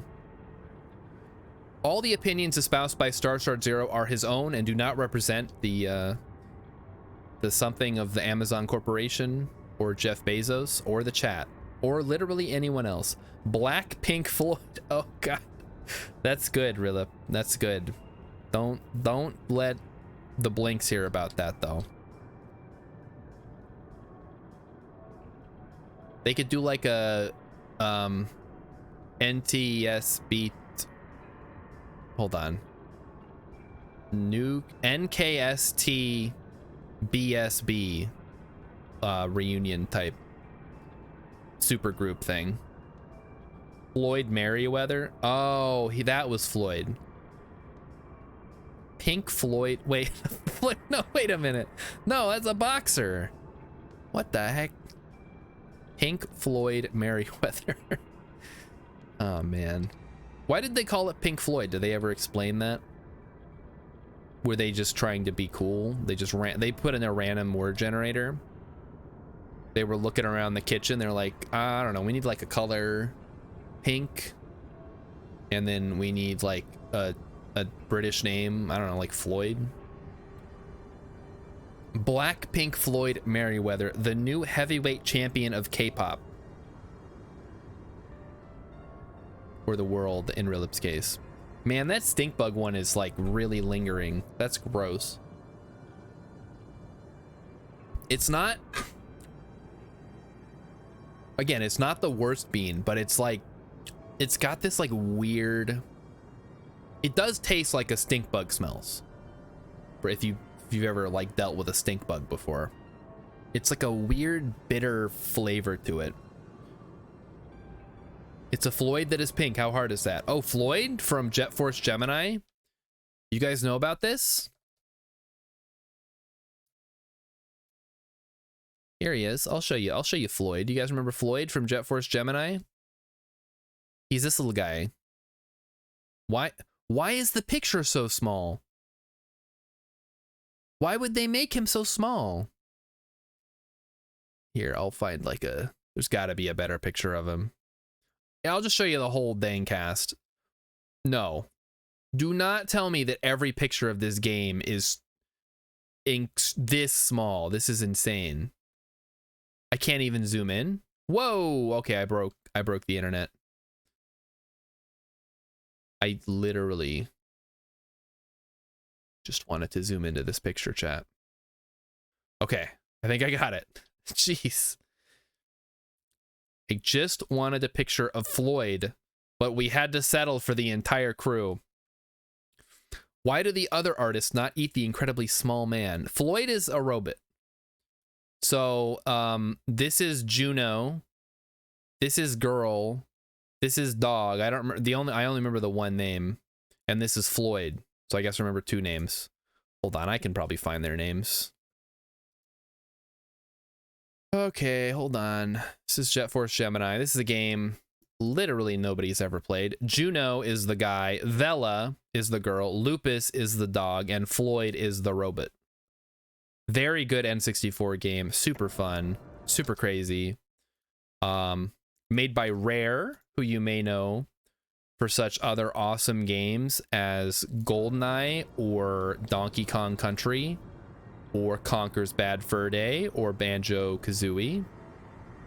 Wow, they made a lot of good games. Diddy Kong Racing. And then they fell off the face of the earth, I think. Yeah, poor Rare. Another thing.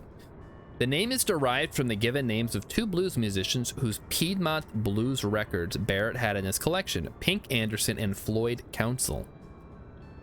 So it's sort of like a Marilyn Manson type situation. That's kind of cool. Oh, they made Viva Pinata. That's a game that I feel like I would really enjoy, or maybe Emmykins would like it, that I've never played. I think are they still like around in the sense that like the brand name exists? Because obviously nobody who worked at Rare in the 90s or 2000s is still around.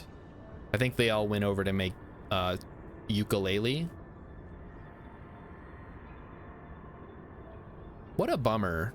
It's just like, it sucks when we were talking about this with EA, when a company that is so beloved just kind of goes away for no real reason. Microsoft, yeah, they got bought out by Microsoft. How does that happen? Okay, let me put myself in their shoes. I have a successful game development company. We've made several hits. A big publisher approaches us to like buy us out. Am I gonna say no?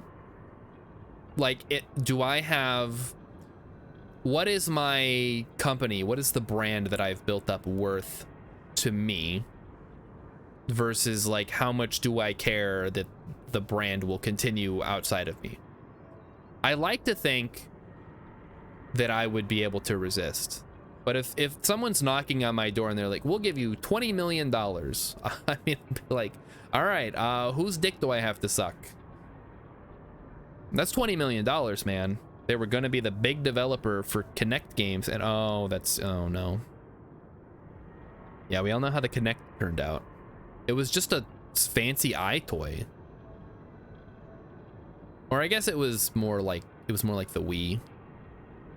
Still though, it's just a big gimmick. Like, weirdly, says Sotari, from what I understand, Microsoft isn't that bad of a publisher owner, but most of the people from Rare jumped ship before the purchase happened on principle. All right, that's respectable. Yeah, I like, of all the companies I would not mind getting bought out by, Microsoft is probably one of the ones I wouldn't mind. Obviously EA, this is me as a game company, not me as an individual. EA is just like, okay, everything you've built up, gone. Activision, Ubisoft.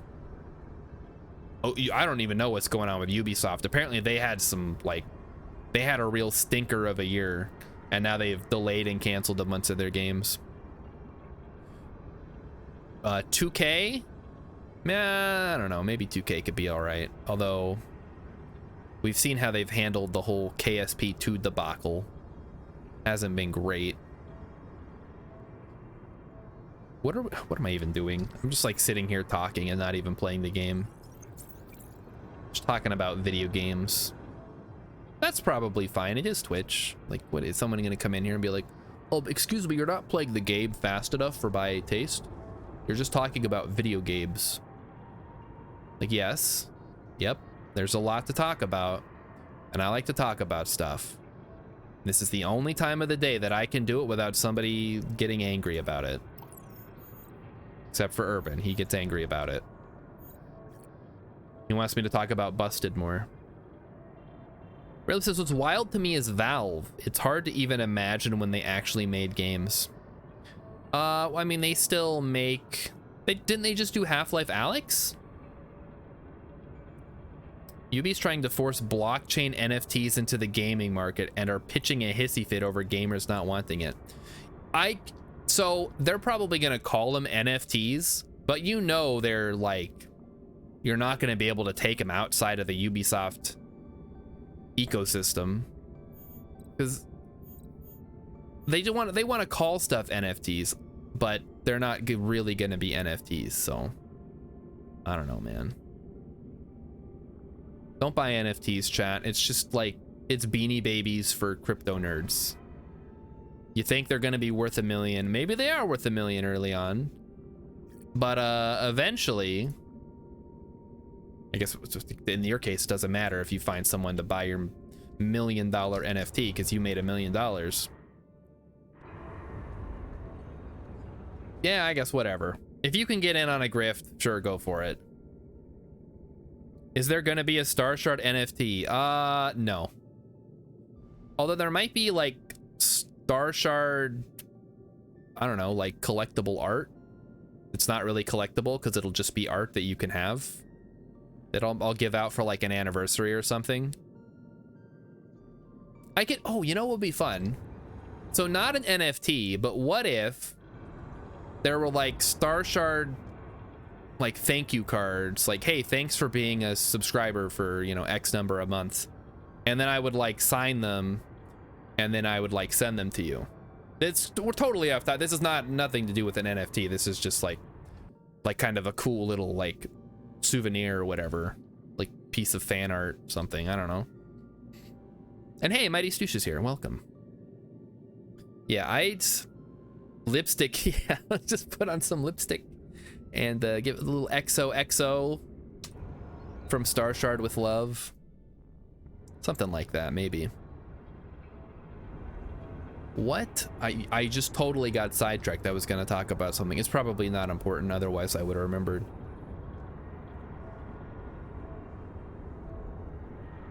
Yeah, what was I doing? We're just talking about games, talking about NFTs, kind of.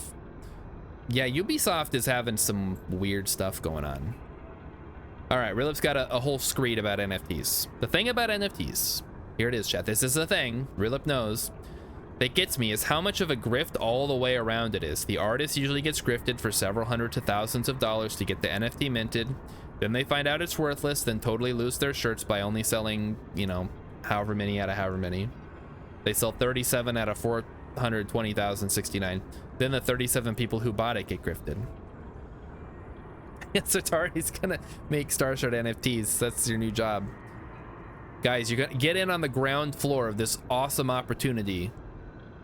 I don't know what they are, I don't know what they do, but it's gonna make us all rich.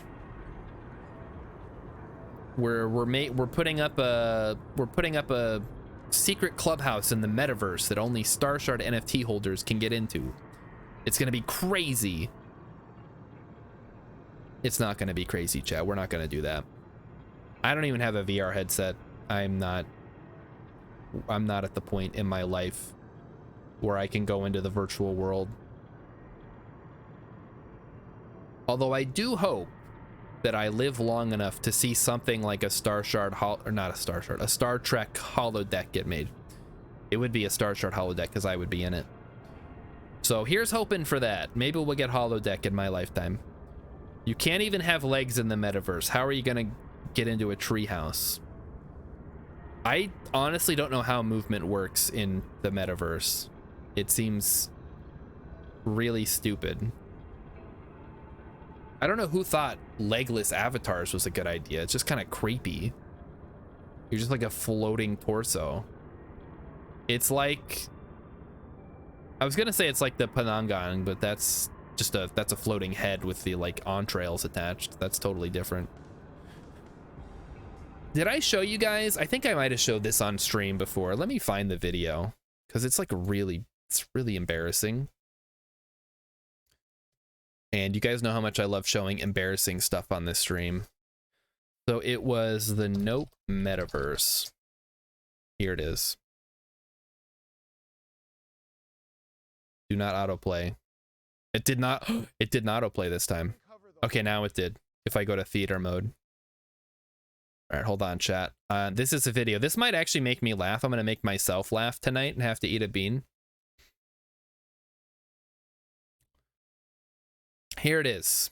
This is Nope, which is the perfect encapsulation of how this is gonna go. Uncover the horror and experience the film in a brand new way. Oh, Haywood Ranch. Whoa! Whoa! Are you kidding me? And there's the cloud. There it is. This is incredible. Look at the... Yo! I'm Jordan Peele. I directed the film Nope, and I'm standing on Haywood Ranch. Oh, the very no. set It looks that so we shot this bad. movie on, and I can't believe my eyes. Hey, look at the house, dog. Like, I'm like, well, we used to be just chatting on the porch here. I think it would be awesome for the fans to be able to come It's- see Haywood Ranch. and that's to so see this unsettling. world and to experience it like I intended them to experience it, which Yes. is completely immersed. Completely I'm on immersed. there. You see me riding? Woo! I'm riding. And so so I bad. love this as a supplement for the I'm not eating a bean. This is my own video. I'm not gonna. Obviously, I'm gonna laugh at this. That's why I brought it up, because it's hilarious. It's like that is like an anti-advertisement. It's like you see this and it makes you not want to do the thing. At least for me. I guess you know. What do I know? How much clothes do we need? The fish are kind of freaking out. They don't really like my dome. It's fine. Did they mean that for real? It wasn't. No, that's a real advertisement for both Nope and Meta and for the Nope Metaverse crossover thing. It's... I don't know who edited that to make it look as like awkward as possible or as embarrassing for everyone involved. They did a fantastic job. I'm on there. You see me riding? I'm riding. You don't have legs. What do you mean you're riding? You just clicked the button and you got on the motorcycle. I did a limited run of small streamer sussy shots. What the heck? What does that even mean? I haven't seen anything that bad since Mark Zuckerberg testified in front of Congress. Damn, going for the throat, Rillip. Holy cow. Hey, oh, you did Taita? Let me see Taita here. Oh my gosh. Taita is gonna love that, I bet. I'm not gonna bring it up on stream because it's too sussy. But you guys can click the link if you want. That's great. I haven't seen Taita around. I gotta like I gotta hit up Taita. Maybe we can do a collab together in the new year. You did Ice King? All right, I gotta see Ice King. That's pretty good. He's like a crewmate, but he has an astronaut, but he has no arms. So how does he play it? It's like VeggieTales logic. Which admittedly is, I guess, just how well, they have hands, but they're like Rayman hands. They like come out and they like float around. Do, do, do. Do, do, do, do. Do, do, do, do.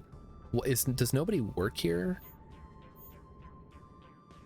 Doesn't seem like anything's getting done. Increase production. Expansion. Oh, we're out of power again. Oh, come on, man. All right, I gotta build a new. Okay, another turbine. Sure, whatever. Get over here. Ooh, linked up. At least they had Mark Hamill. I would watch Rhapsody Street Kids Believe in Santa before I got into that metaverse set. Yeah, well, because Rhapsody Street Kids is only going to take up like 40 minutes of your time, whereas walking around in the metaverse is gonna, you gotta like get the headset on and you gotta like load into the server and you gotta walk around. There's no Mark Hamill. There's no awful songs by Broadway trained actress. There's no nonsensical plot or part where they have to go to a dump. Are these selling points or are these anti-selling points? I don't know anymore. Haida has been here. I drew it. Oh, see, okay. Haida has seen them. I drew it on one of the community art streams. I must have missed that because I don't know. Rilip digs the king. Yeah. Ice King.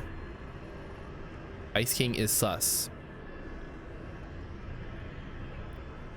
All right, we're gonna speed up time here. I want to see this turbine get built. Let's go. It is kind of strange, and maybe this is like just a pathfinding limitation, that we're underwater, but all the drones just kind of like hang out right above the surface, except when they're building and then they go up. Like, it seems like they should be flying all over like the drones in Factorio. All right, are we getting clothes yet? What is going on? Whatever. All right, chat. I think you guys have seen enough for tonight. Highly recommend this game if you're interested in city builders.